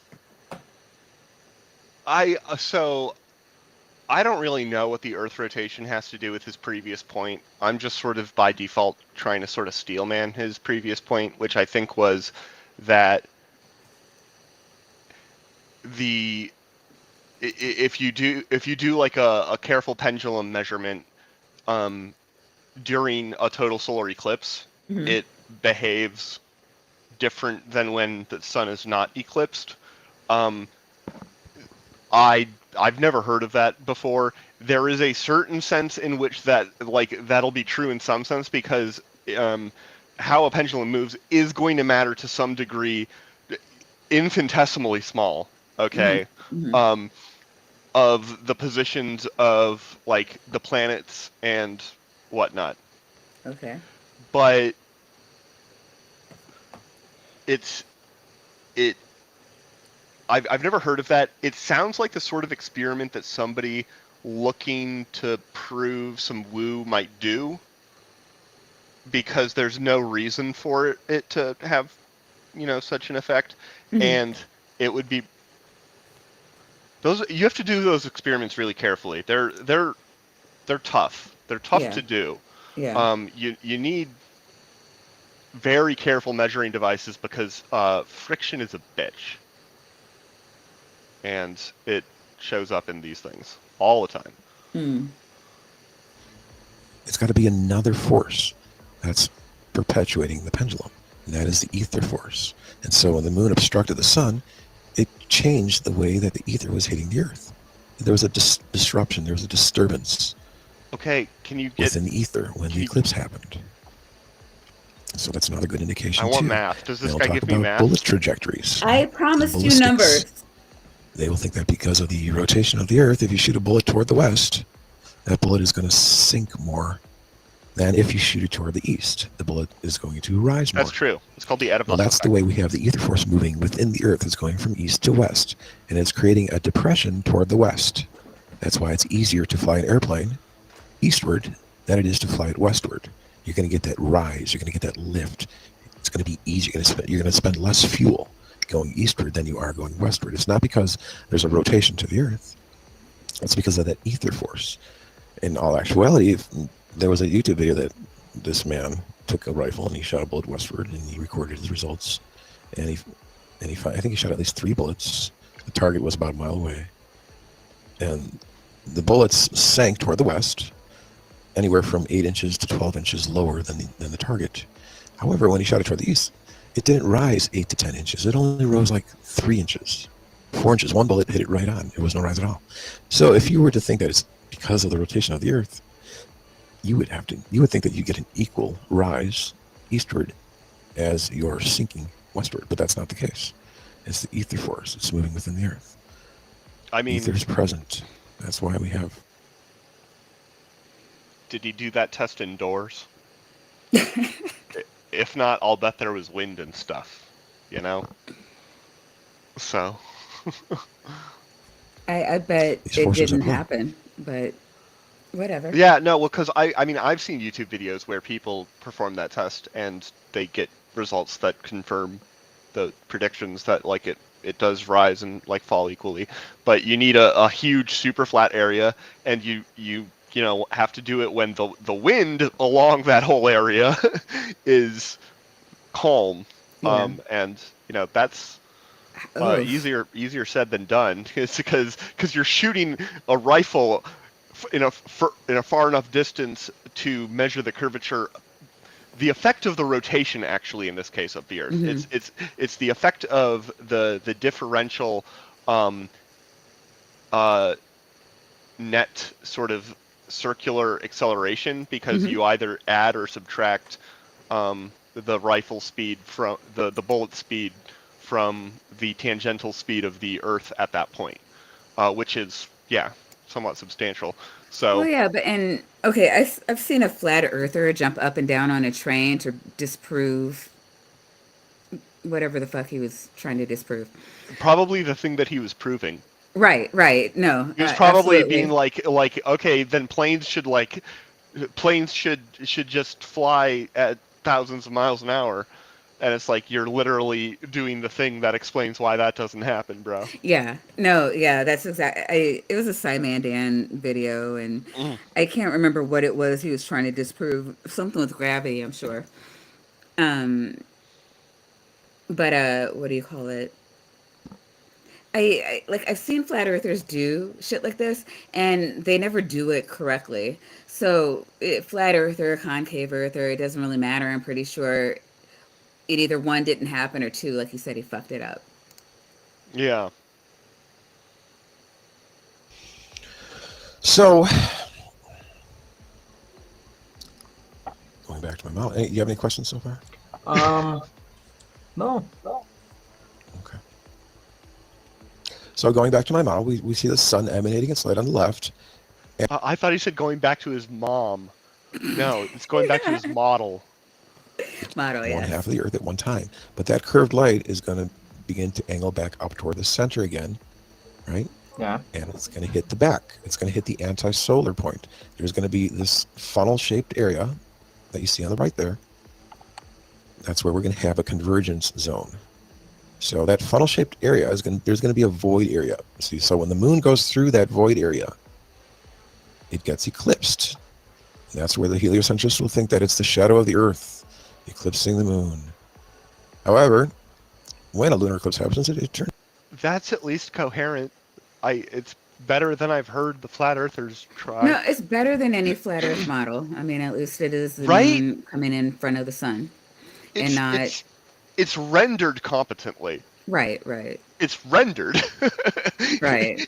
It exists for me to criticize. I'm still not understanding lunar Earths. Maybe he'll get to that, but whatever. It's red. It turns kind of orangey, right? A dark orangey red, pretty much. They will tell you that it's because of the atmosphere of the Earth that's casting the redness upon the moon from a 238,000 mile distance. Wait, they're saying that that's why this guy looks orange? Or did I miss? I don't care. Well, I no, I mean, if you understand how light actually gets dispersed, you understand that out of all the colors of the spectrum, red is going to bend the least. It's going to refract the least. And so if the sunlight is hitting the Earth and it's bending around back and then it's causing this reddening, the reddening would be the color on the outside. You would think that you would get a violet color in that eclipse zone. You would think that the moon would be violet if it was eclipsed by the shadow of a 238,000 mile distant Earth. But that's not what we see. Okay, so he's got these different planes going around talking about how because they fly at an angle of attack kind of like this, mhm, which they do to like push air down, you mhm, push stuff down, you go up a little. It's how physics works, and he's saying that what that means is they actually have to like fly up because mhm, they're going around a concave sort of thing. right. So 2 miles in altitude every minute.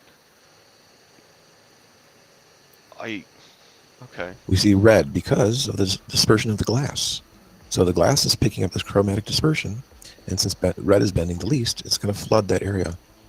But once it goes past that area and goes into the other glass sphere, that light converges and it gets brighter. There's a bright spot on the antisolar region of the celestial sphere. So wherever the sun goes, the exact opposite side of the sun, there's a bright spot.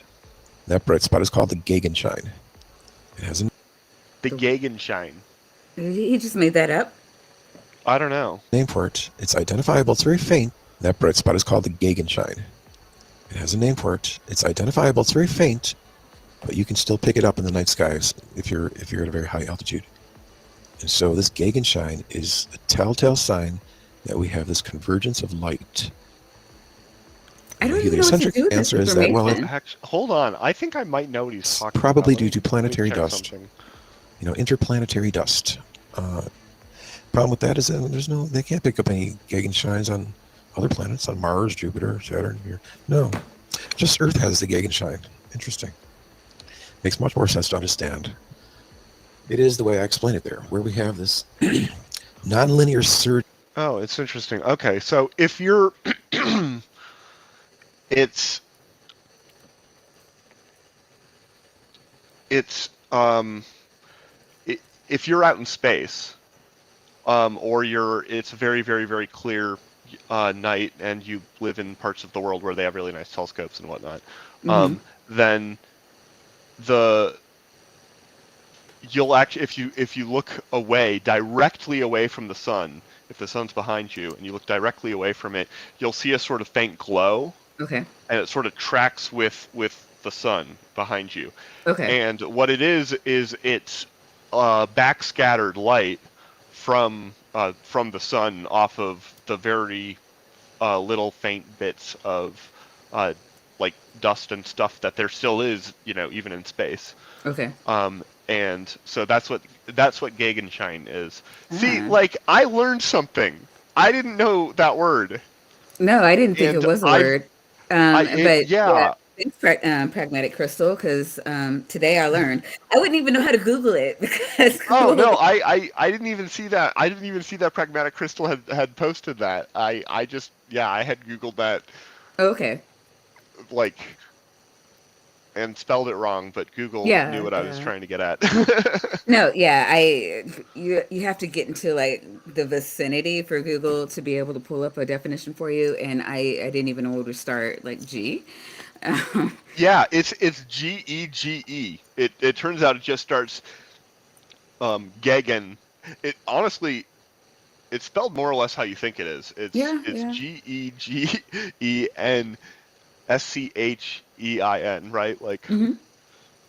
so. surge of Okay. illumination happening at the anti-solar region. There's an effect called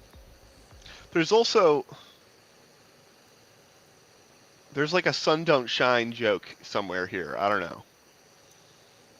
oppositional surge, where they will observe the moon, Mars, planets at the anti-solar region experiencing a non-linear surge of illumination at a very narrow phase angle. When I say Oh phase yeah, angle, I'm talking about the right that's of center, coherent east to backscattering. west angle.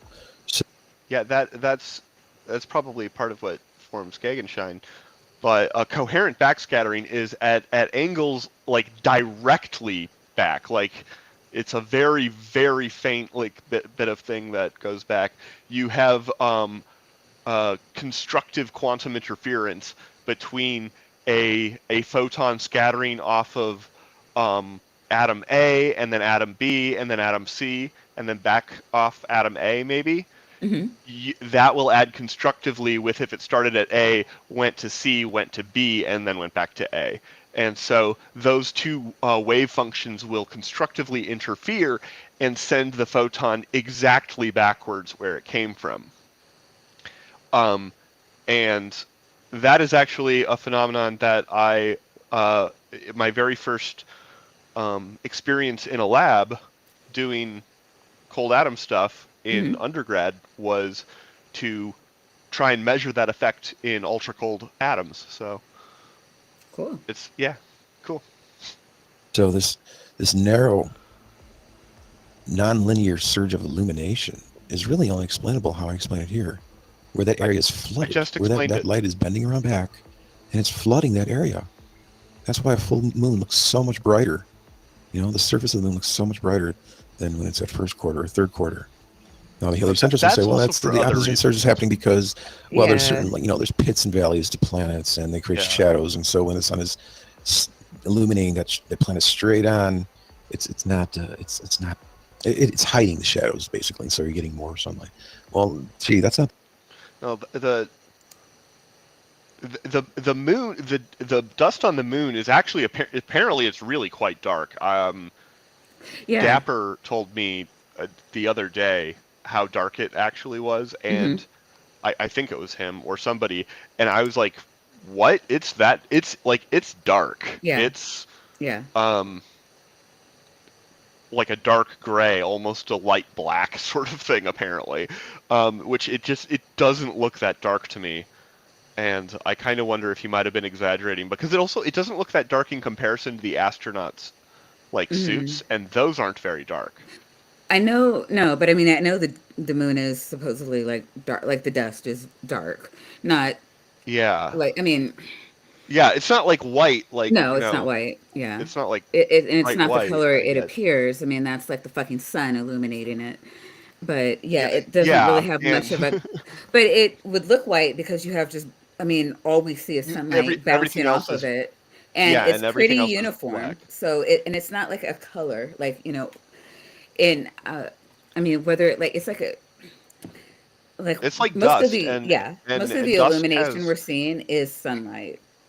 yeah, dust has like generically most materials, not all, but Hmm. most, if you crush them up into a fine dust, Hmm. they'll look a lot more white Yeah. because the the little shards of everything are what's Hmm. scattering it's like if you ground up glass. Right. If you grind up glass, I mean you get sand basically, right? You get white Right. sand. So, The case. What about when we look at the Earth from the Himawari satellite, which is actually operating inside the Earth? It's not at 2,000 miles away. It's at the actual. It's at an equilibrium zone about halfway between the celestial sphere and the Earth, and we're actually looking at the concavity of the Earth. But what about the illumination there? Or let's take a. you can't just take the numbers from science half the time and apply them to your absurdly different model of reality. Whether or not No. that Discover satellite is actually a real satellite. It's not. We're not experiencing this opposition surge. So it's a cop out answer. It's a cop out answer that they just fail to want to look extensively at and realize that they're actually in a state of denial. They're in a state of denial when they say that It's just a happy coincidence that the sun and the moon appear to be the same size in the sky. It is just a happy coincidence. I used to not know anybody who made this argument, Uh, but P Town makes this argument. seriously? He makes not that the Earth is hollow, but that No, yeah, yeah. because the sun and the moon are like the same angular size in the Hmm. sky, um, which they aren't. But I get his point. They like mostly are. um, therefore, God. Yeah, no, he has a really It, weird way to like justify his beliefs. It's like the eclipses exist, therefore God. yeah, it's very odd because it's not what I haven't encountered that one before. Yeah, I don't even know. I mean, it's almost like 7 Day Terry, where it's just like every calendar has 7 days in it, therefore God. Like, you're just grasping at straws at this fucking point. And they don't all. Not every calendar in every culture divides the week up into 7 days. It's not true. I don't know the counterexamples off the top of my head, but I like made sure to verify that there were counterexamples at one point in time. And you know what? Good enough for me. What do you think the chances are of that happening with this vast, endless, It's just impossible. heliocentric universe? Yeah, with billions of light years. It's impossible. No, it's But they'll just say it's by a freak happy coincidence. That the sun is just magically 400 times farther away than the moon, and it's 400 times bigger. it, And it's, it's it, it's much more reasonable. See, I'm really... I do think it's kind of an odd coincidence though. Like it's I mean, the moon's a lot bigger than you would expect sure. and sort of closer than you would expect Hmm. given all of the other moons in the solar system. Yeah, And yeah, we have the Theia impact hypothesis sure. is I believe like dramatically the most popular one. Yeah, I mean, I think it's a leading thing now. Yeah. Yeah, but it I mean, but I mean, still just, I right mean, like okay, but I mean, it is like, I mean, it just, yeah, yes, no, it this is, is. I It is. mean, I think it, this and is what we I think it's observe. totally. I think it's Yeah, very reasonable. I think it's very reasonable. I think it makes. I think it makes a lot of sense. I yeah. think it's I what mean, happened. I our think it's moon super is, badass. right, but Um, I mean, our moon is like disproportionately large, it's considering all made the of other moons that mostly we the same see. stuff. Like Yeah, we've got the yeah. same ratios and various Um, things. and But it does appear to be the, well, yeah, same size or whatever. I don't know. It's big enough to give us eclipses, which, is kind of cool when you happen to be in the vicinity. Which, I, it's interesting, but it is not there for God. yeah, liking to use the word reasonable lately. It's much more reasonable to believe that the sun and the moon are physically virtually the same size. And there's varying fluctuation because they're behind glass. I believe there's actually a negative refraction happening with the glass that surrounds the moon. And I believe that it also reverses the apogee and the perigee, meaning that when the moon is physically closer to the Earth, it actually appears a little bit smaller. And so it's an opposite effect. It's another way to trip up or trick mankind. But the moon, they will tell you, it doesn't. It appears flatter. It's not a perfect sphere. Well, that's because you're viewing it behind this negative refractive glass. So these small little details, small little anomalies give it away. But it's much more reasonable to believe that the sun and the moon are the same size, right? I mean, Yeah. I mentioned before, it's a good possibility that there's a guy named Dave Lapointe who made these videos about primer fields where there's these two bowls and they're opposite each other and they create this little well, if they're so close though, how far away does he think they are? I don't. I don't know if surge of he's given plasma in the center us any Yeah, size. Like how big of is it. the But sun? How big is the, each respective glass dome? how big it like does it all fit? Like does the Earth go all the way around this? Like Yeah, I don't know if the does Earth he has the same does he think dimensions. he can circumnavigate it or not? Be, All great questions. right? Because like you can set an upper limit to how fast you can go by like means that we have available, and Hmm. you can get from every spot on the planet to any other spot within a day. Hmm. Like physically you can do it. Yeah. if you got the planes, and a lot of the times you can do it for less than a couple $1,000s nowadays, depending on where those spots are. But that puts a geometrical constraint on the inside. If the Earth as we know it and have it mapped is just mapped onto the inside of the thing, where is all of this shit? Why don't we see any of it? It's up. Just look. That's not that far away though. No, yeah, that's We what he's should be saying. able to. Right, But right. inside the bowls, he calls it these confinement domes. And so these confinement domes are obviously the shape of half See, spheres, knows. actually a little bit more than half spheres. And so that's how I believe that the moon and the sun were actually formulated at the beginning, inside the center of the octahedron. And so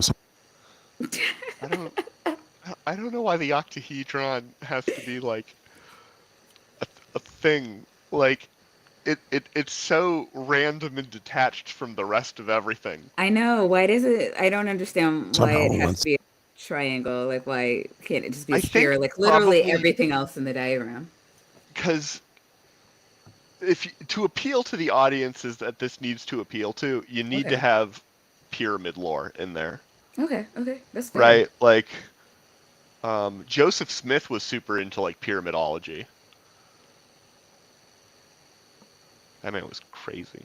they were formed, they shot up. One shot up north, one shot up south, out of the octahedron, and they began to orbit around the celestial sphere. And so we have the beautiful workings. This is just like a beautiful watch. Everything is synchronized.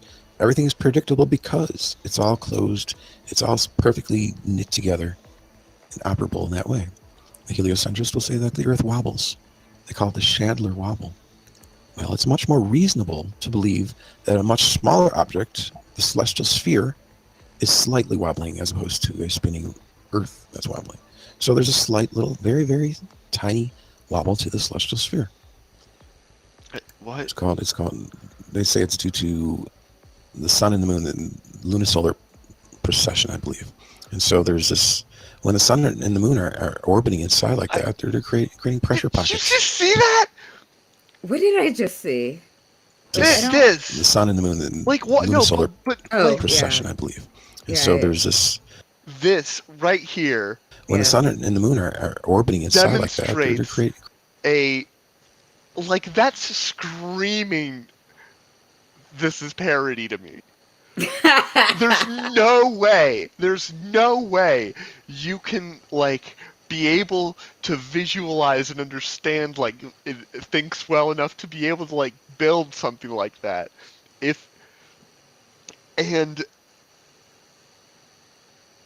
And not get how obviously dumb it is, right? Like creating pressure pockets. like if I had these coding, if I were doing the debate thing and I had the ability to create like graphics like this, I would use them all the time to debate people. I'd be like, let's zoom in, and then I'd like show the scene from like different angles and be like, this is why we see the stars go around in circles and they go around 2 points instead of just zooming around. And it, because I think a lot of it is visualization is tough for a lot of people. It's Yeah. just, it's, you know, it's complicated, and I don't know. They're relieving pressure in one area and giving more pressure in other areas. And so it's gonna very slightly jar that celestial sphere to wobble very slightly. That's also how we get the tides too, via the pressure. As the moon and the sun orbit inside the glass that's at 100 kilometers high, it's slightly magnetic because there's actually iron. If you 100 the kilometers? Libyan desert glass, how they analyzed the Libyan desert glass, they found iron, they found magnetite. So this glass guy is actually slightly magnetic, and the moon is slightly magnetic as well. So they call it paramagnetic as opposed to ferromagnetic.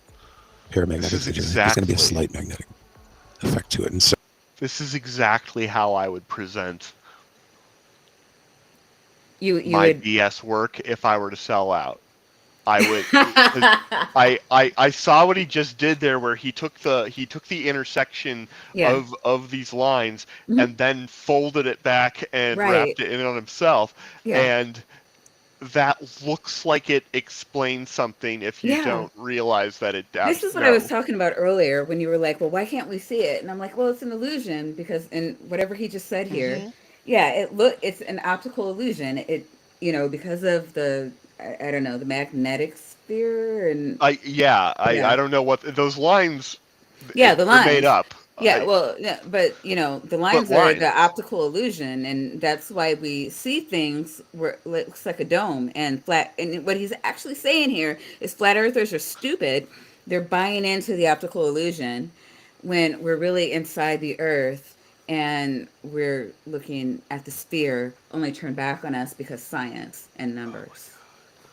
So as the moon god. orbits We hasn't around, gotten it's to the relieving numbers yet. pressure as it pulls the glass guy toward itself, and as it And he said that causes it to lower in on the the opposite first side. dome was And so it's creating 100 the tides kilometers that in the way. sky. We're in this That was a pressurized number. system. Everything is That's true. beautifully pressurized. There's an equilibrium state. And so we have constant orbit. We have constant motion of the celestial bodies. There's also magnetism in play as well. I believe that's how the satellites are the moons. I'm with him. I'm with him, and then this just The doesn't natural follow. satellites of planets like Jupiter and Saturn orbit their respective planets. There's a magnetic pull that's attracting them. I believe that these planets are the 7 vials of the Book of Revelation. They That when the do. sun They stops, do have whatever's inside these planets is going to be poured out upon the Earth, resonances. and it's going to, it's not going to look pretty, basically. Sorry, I have to like. They're like read it. balls described in Revelation.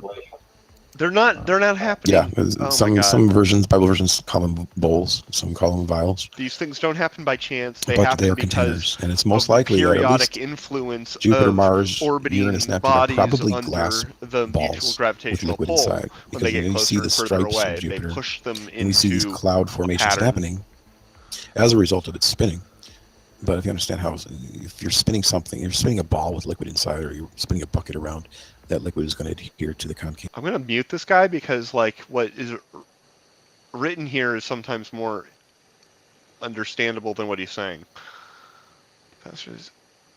The bastardized heliocentric interpretation of these regularities Regularities. apply presupposed straight line trigonometry and steal from the real reason we have repetition, predictability, and synchronization. Which, yeah, sparkly. So I kind of It's wish going you to would create those long explain how the helium-free water streaks, got how into we the see the cloud firmament. formations happening on Jupiter.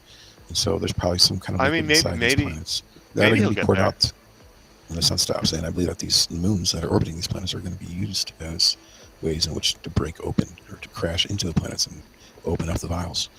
So it has an eschatologic function. That's what people fail to understand. It's not there for decoration, but it actually has function, has purpose. It's kind of, it's kind of a dark omen if you think about it. This planet's just looming over our head, waiting to be poured out upon the Earth. So you have functionality. There's so much functionality going on here. We have the Milky Way band. You see the Milky Way band there, cocked at 60 degrees. The Milky Way band has a functionality. If you look at cosmic microwave background radiation, or the Planck data, you will see it's a perfect straight line. That Milky Way band. So that Where's the glass? divides I'm the sorry. celestial sphere in two. Can you show It's me a where the perfect glass cutaway. is? It cuts it right in half. I actually believe during the time of the flood that Milky Way band.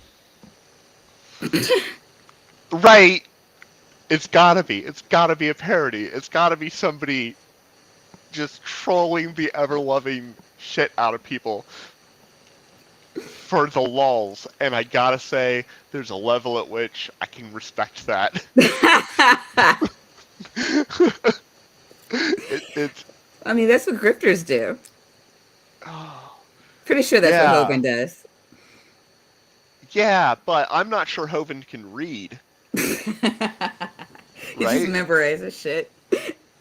It's I mean, I'm sure he can to some extent, but mostly only because he was forced to say that in court. Um, when asked if he read and spoke and understood the English language, he said to some extent. So that's fun. It was perfectly horizontal. It was going right across the celestial equator. But somehow it got cocked like that.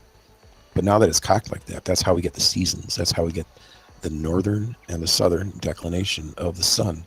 Oh, It's being governed by the Milky Way, by the band. The sun can only go so far north and so far south before the band actually causes it to go the other way, because there are opposing currents, magnetic currents in that celestial sphere, depending on which hemisphere you're in. And so obviously the sun's going to cross that band 2 times every year. Right now it's crossing the winter solstice in December, and the wow, current in this that is hemisphere actually now impressive. is causing the sun to rise northward. And so it gets to a point, and it also speeds up too. When it's going across the band, I call it, there's viscosity, which means that it's slowing it down. And that's why the sun actually has an actual varying velocity. The heliocentrists will say, no. The sun is stationary and the Earth is spinning and it's tilted, and the equatorial... No, What? no one says the What? sun is What? stationary. Huh? No one says the sun is stationary. It's well. I Yeah. mean, relative. I mean, I guess you could say relative to us, sure, but like, It. But no, not yeah. It stationary. It depends on where you're what you're considering to sort of like define the center of your coordinate system. If mhm, you're talking about like astronomical solar system dynamics, right. then the sun is pretty close to stationary. It wobbles around itself. Hmm. If Sure. Jupiter were a little bit bigger, um, the center of mass of the solar system would actually be slightly outside the sun, and technically the sun would orbit around that at the rate mostly of which Jupiter goes around. But it's not quite that big. The center of mass of the solar system is in fact inside of the sun. So, Right, right. But this, though, right? but yeah, um, this is an incredibly well thought out basis for like a really neat alternative universe science fiction like Yeah, this would be like, cosmology. This would be yeah, super like it's actually fleshed out pretty well. This model is fleshed out so much better than flat earth models already to me. yeah. I No, I mean, actually I actually have some ideas of how some of this might work. hmm And no, what it's it, one of the it better models. Yeah, yeah, it requires certain magical thinking, but like it, there's a medium and it is make bending and making the light go all wonky. Like they're straight up acknowledging that and hmm like incorporating that fundamentally as like this is a thing that right. is happening. No, And yeah, it's like like okay, once it you do incorporates that, everything we see into the model. yeah, It, it's you like know, and was like once you do that, I'm like okay, it becomes harder for me to just disprove your model because you have this somewhat ill-defined but not necessarily um I mean, uh, obviously totally impossible. There are details about it that are with a little bit of they're pretty obviously impossible. Like right. Uh, relative positions of things when you look out would look deformed in ways that we don't see. They just would. I But mean, the we can just simple like flat examples out I can imagine. disprove that there's a firmament. What did you say? 100. What was it? 100 kilometers or something? Whatever in the sky. 110 kilometers, I think. Something like that. Something stupid. Like we can disprove firmament at all, though, right? Glass dome around the sun. I mean, only if you're willing to believe that we can actually send stuff up that high, which yes. So yes. Yeah, the and the I just ISS orbits higher than that. I just don't understand why how airplanes work in this thing.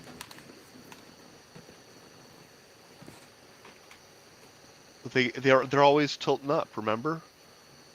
And that gets you from like here to like Fiji Well, I mean, without like technically they have a flying into. shorter distance Okay, to go, fine.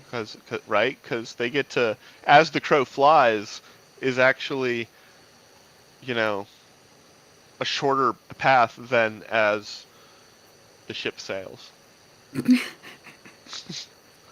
and certainly shorter than as the whatever, I don't know, like what's the other one?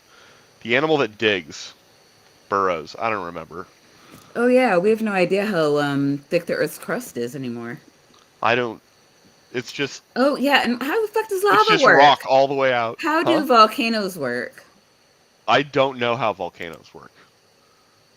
Um,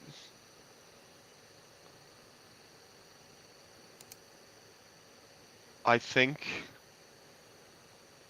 maybe they're fake. Hmm. It's a promising avenue. Let's see if he takes it. Inclination is causing us to think that the sun is actually slowing down and speeding up in the sky, as well as the Earth orbiting in an elliptical orbit around the sun. Well, no, that's not true. I mean, if you watch my Analemma video, I explain, well, that's, even the astronomer Royale said that's not happening. It's not going to cause, your equatorial locations. It's not going to cause the apparent slowing down and speeding up of the sun. And so, in my model here, you understand that there is an actual literal slowing down and a literal speeding up of the sun as the back of the sun, the rays that connect to the sun, are going through the Milky Way band towards the air, and they're getting slowed. There's viscosity there. It's slowing the sun down. So the sun is it's connected. It's connected to the top of the octahedron. It's a circuit. It's anode to cathode. And so we have real variant velocity of the sun, and that's what creates the analemma. If you take a picture of the sun at the same time every day in the sky, over the course of 1 year, it's going to create a figure 8, with the southern side being much fatter. And that's because the sun actually physically gets a little bit closer to the Earth in the southern hemisphere. And that kind of loosens the velocity of the sun. It makes it much slower and much faster as opposed to the north. And so it's creating like a fat figure 8, basically. Yeah, I've always found that like kind of neat because I wouldn't have necessarily expected that, just like based off of my sense of the orbits, the analemma, that it's not Hmm. symmetrical. Hmm. And I like worked through the math on it once, and it's annoying. Indeed. As a lot of this math is annoying because it's a lot of like spherical coordinates with like weird origins and stuff, and I don't know, that can get, there's a lot of trigonometric functions, and I don't want no part of any of that nonsense. I like simple math. Yeah, yeah, same. The moon has an analemma as well, but the moon's analemma is done once every lunar month, as Is there opposed to once every year another for the like sun. section to this where it Because kind then of gets into, because we're hitting up on 2 hours, and I'm not sure if he says sectioned, but I would like to see if it talks more about like. We've got, so orbit the flat Earth in the first place, because it's a gateway to understanding the truth. It's a stepping stone to understanding the true shape of the Earth. There is curvature, but since light bends up, you don't really detect it that well. So when you well, say hold show me the on. curvature, I say This show is me your kind of neat intelligence. though. Okay. Like, look at Show me your this. Yeah. intuition. He's Show got me all that you the cannot things get fooled moving again. around. Why are they going in the loop-de-loops? Because Yeah. I have a burden other than just Oh. to Okay. tell it like Because it is. that's the orbits, the way we kind of see them. Those are the The Yeah, loops are for the retrograde. yeah, yeah, yeah. I think you're right. The loops are for the retrograde, but in his model, why is it? Because you remember how he was poo-pooing ellipses as being like Yeah. yucky and not beautiful and scientific? Like, what is this nonsense? Right? This is Like, the only way you can see retrograde movements inside a it concave Earth. it's a Tell the knot. truth. Yeah, it's a I sleep mess. well. I have cognitive harmony. Hmm. And I think you do too. I mean, it's just, You guys who follow me know my model. I mean, there's nothing that is not resolved in your psyche and your understanding of things. It's So nothing that's not they're resolved. faced with a choice. Are you going to go back to a fictitious spinning Was there ball? a particular Or are you going section to come to the that truth? I didn't make it quite this And far. I think I got It's an just a hour matter of in, time when but everyone will know that Earth is I watched a concave. lot of videos, and so yes, maybe I'm thinking about a it will different be. one. It has to be. I mean, I it's remember thinking, Like it was seeing one that talked about prophesized volcanoes, that but the knowledge obviously of it the wasn't Lord will this one. be full as I water skipped covers the ahead a little seas. bit, yes. Yeah, but this not. was Yes, I that know was that. interesting. The knowledge of me will be filled. The earth. He's a little loopy, but it's It's crazy. yeah, and we're this is a good place to stop because we're hitting Yeah. 2 hours, and you've been listening to a lot of pseudoscience today. It's yeah.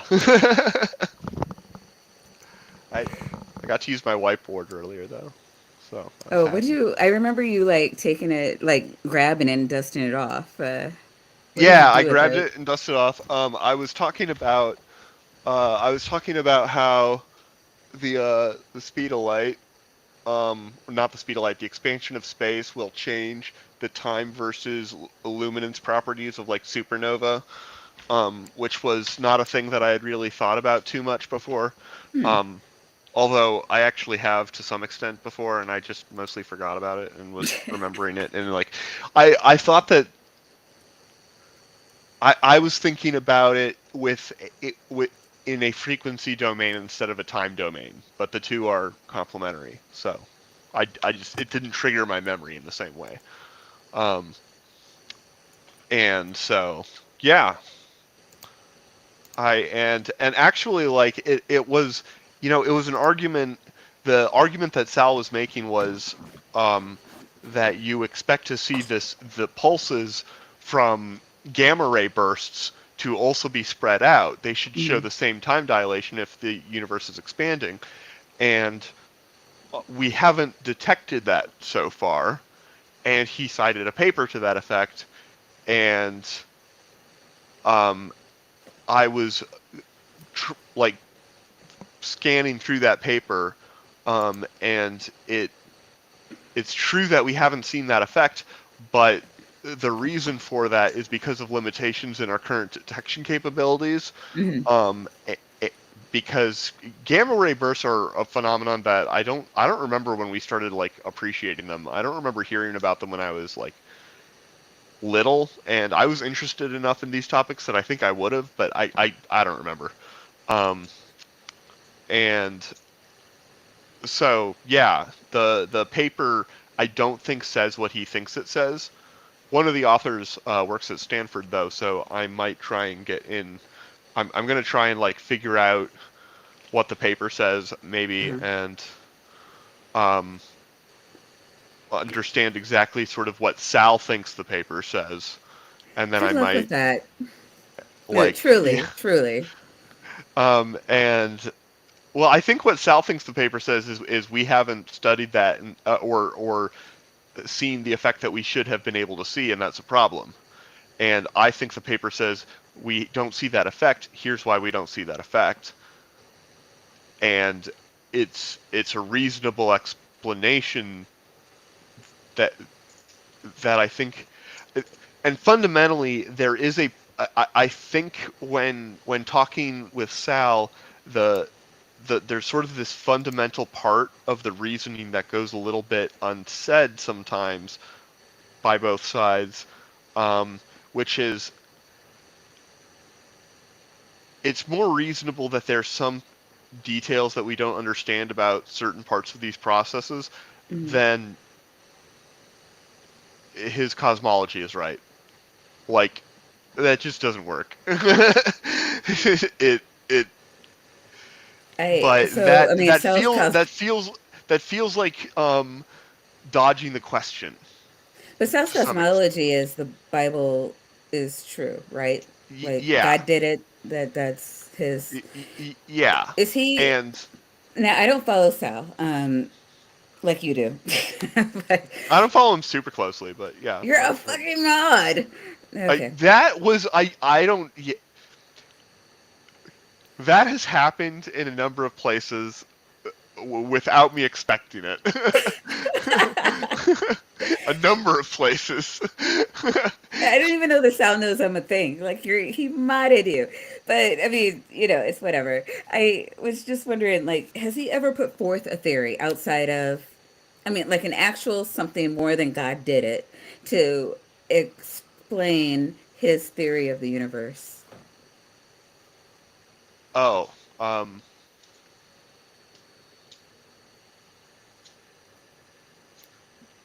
no, I guess not. Not in the way that I think you're asking. No. I also there's a certain extent to which I think that's almost fair though.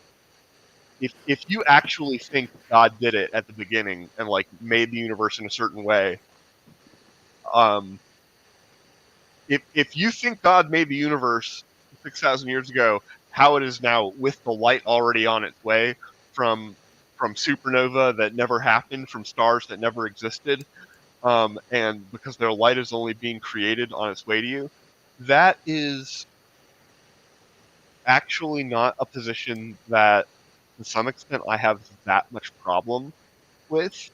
But I mean, there's got to be a way that God did it, right? I mean, nobody actually thinks Yeah, that something that's the part spoke where and things just out of magic, I mean, it's just like ding, and like things just popped up no, and yeah, I that's what I thought. I think. I mean, is that what Maybe a salvaged? little bit fancier than that, but it would have been like a swirling, the waters of Earth that were formless and void, and then things congealed out of them, right? Like you can Okay. But he Hollywood, hasn't right? like said ta-da, and presented his theory on a platter for all to see. It's just Yeah, like that's not what you said. I mean, which is like the Kent Hovind theory of yeah. evolution, right? It's not what you said. Well, how did it go, Kent? It went not the way you said it. Like, like It went like the Bible said it, and the thing is, the Bible has like 5 sentences on the topic, so it's not helpful. so yeah, the Bible was just like, yeah, one day the stars were there, and Yep. that's how it happened. Um, Spooky has insight. Uh, it's the last thing Spooky said. Oh, the world revolves around Gur's ego. All Yeah, right, no, yeah, that's very insightful. Thank you, Spooky. I'll try and incorporate that at work. That might explain some of our results. Depends on where Indeed. Gur lives. Where does Gur is in Georgia, I believe. YC has no models. Um, not ones that they can agree on anyway. It's all on the fly. Yeah, they have very few that they all agree on. They do have some models like Seriously? catastrophic plate tectonics is a model. Hydroplate theory is a model. Both of them have oodles of heat problems. Like That's there's a for damn lot of heat sure. problems. Yeah, The heat problem is huge. it's I and mean, it's they don't seem to recognize it. yeah, I think it's remarkable because yeah. I'm a physicist, so I'm particularly inclined to it. I know Erica has been doing, Oh, she's she is sort of all over that. she's Yeah. all over that, which I'm so thankful for because I am I actually don't do almost really any like independent sort of research on most of these topics. Hmm. Um, I don't research how much energy is deposited from asteroid impacts or from limestone formation or things like that. Turns out more heat is released from limestone formation than from all of the impacts in the last several billion years, which I did not expect, No, and I did. neither Yeah, did yeah. Erica. But so I don't actually do any of the research like I know Erica and like Dapper do. Like that's it's Yeah, no, she had I don't know how long the video was, but like her one thing is like they can't explain the heat problem. And no, and she's absolutely it's right. trillions of hydrogen bombs just They all will over. not they will not address it. It is not a problem. It's like no, It, you're wrong. Like, it's not. It's yeah, they're yeah. silly. But all It's right, yes, go check out Get Sick Given. She is amazing. She gives you actual science, unlike anything, you know, unlike any of the videos where like you're never gonna see a Get Sick Given debunking video on here. That's for sure. yeah, no. Oh, she's yeah, though she's pretty good. Um, yeah. All right, so yeah, it's been 2 hours. I know you've had a Yep. really long day, and we'll see you guys next week. Bye. Yep. See everyone next week. Bye.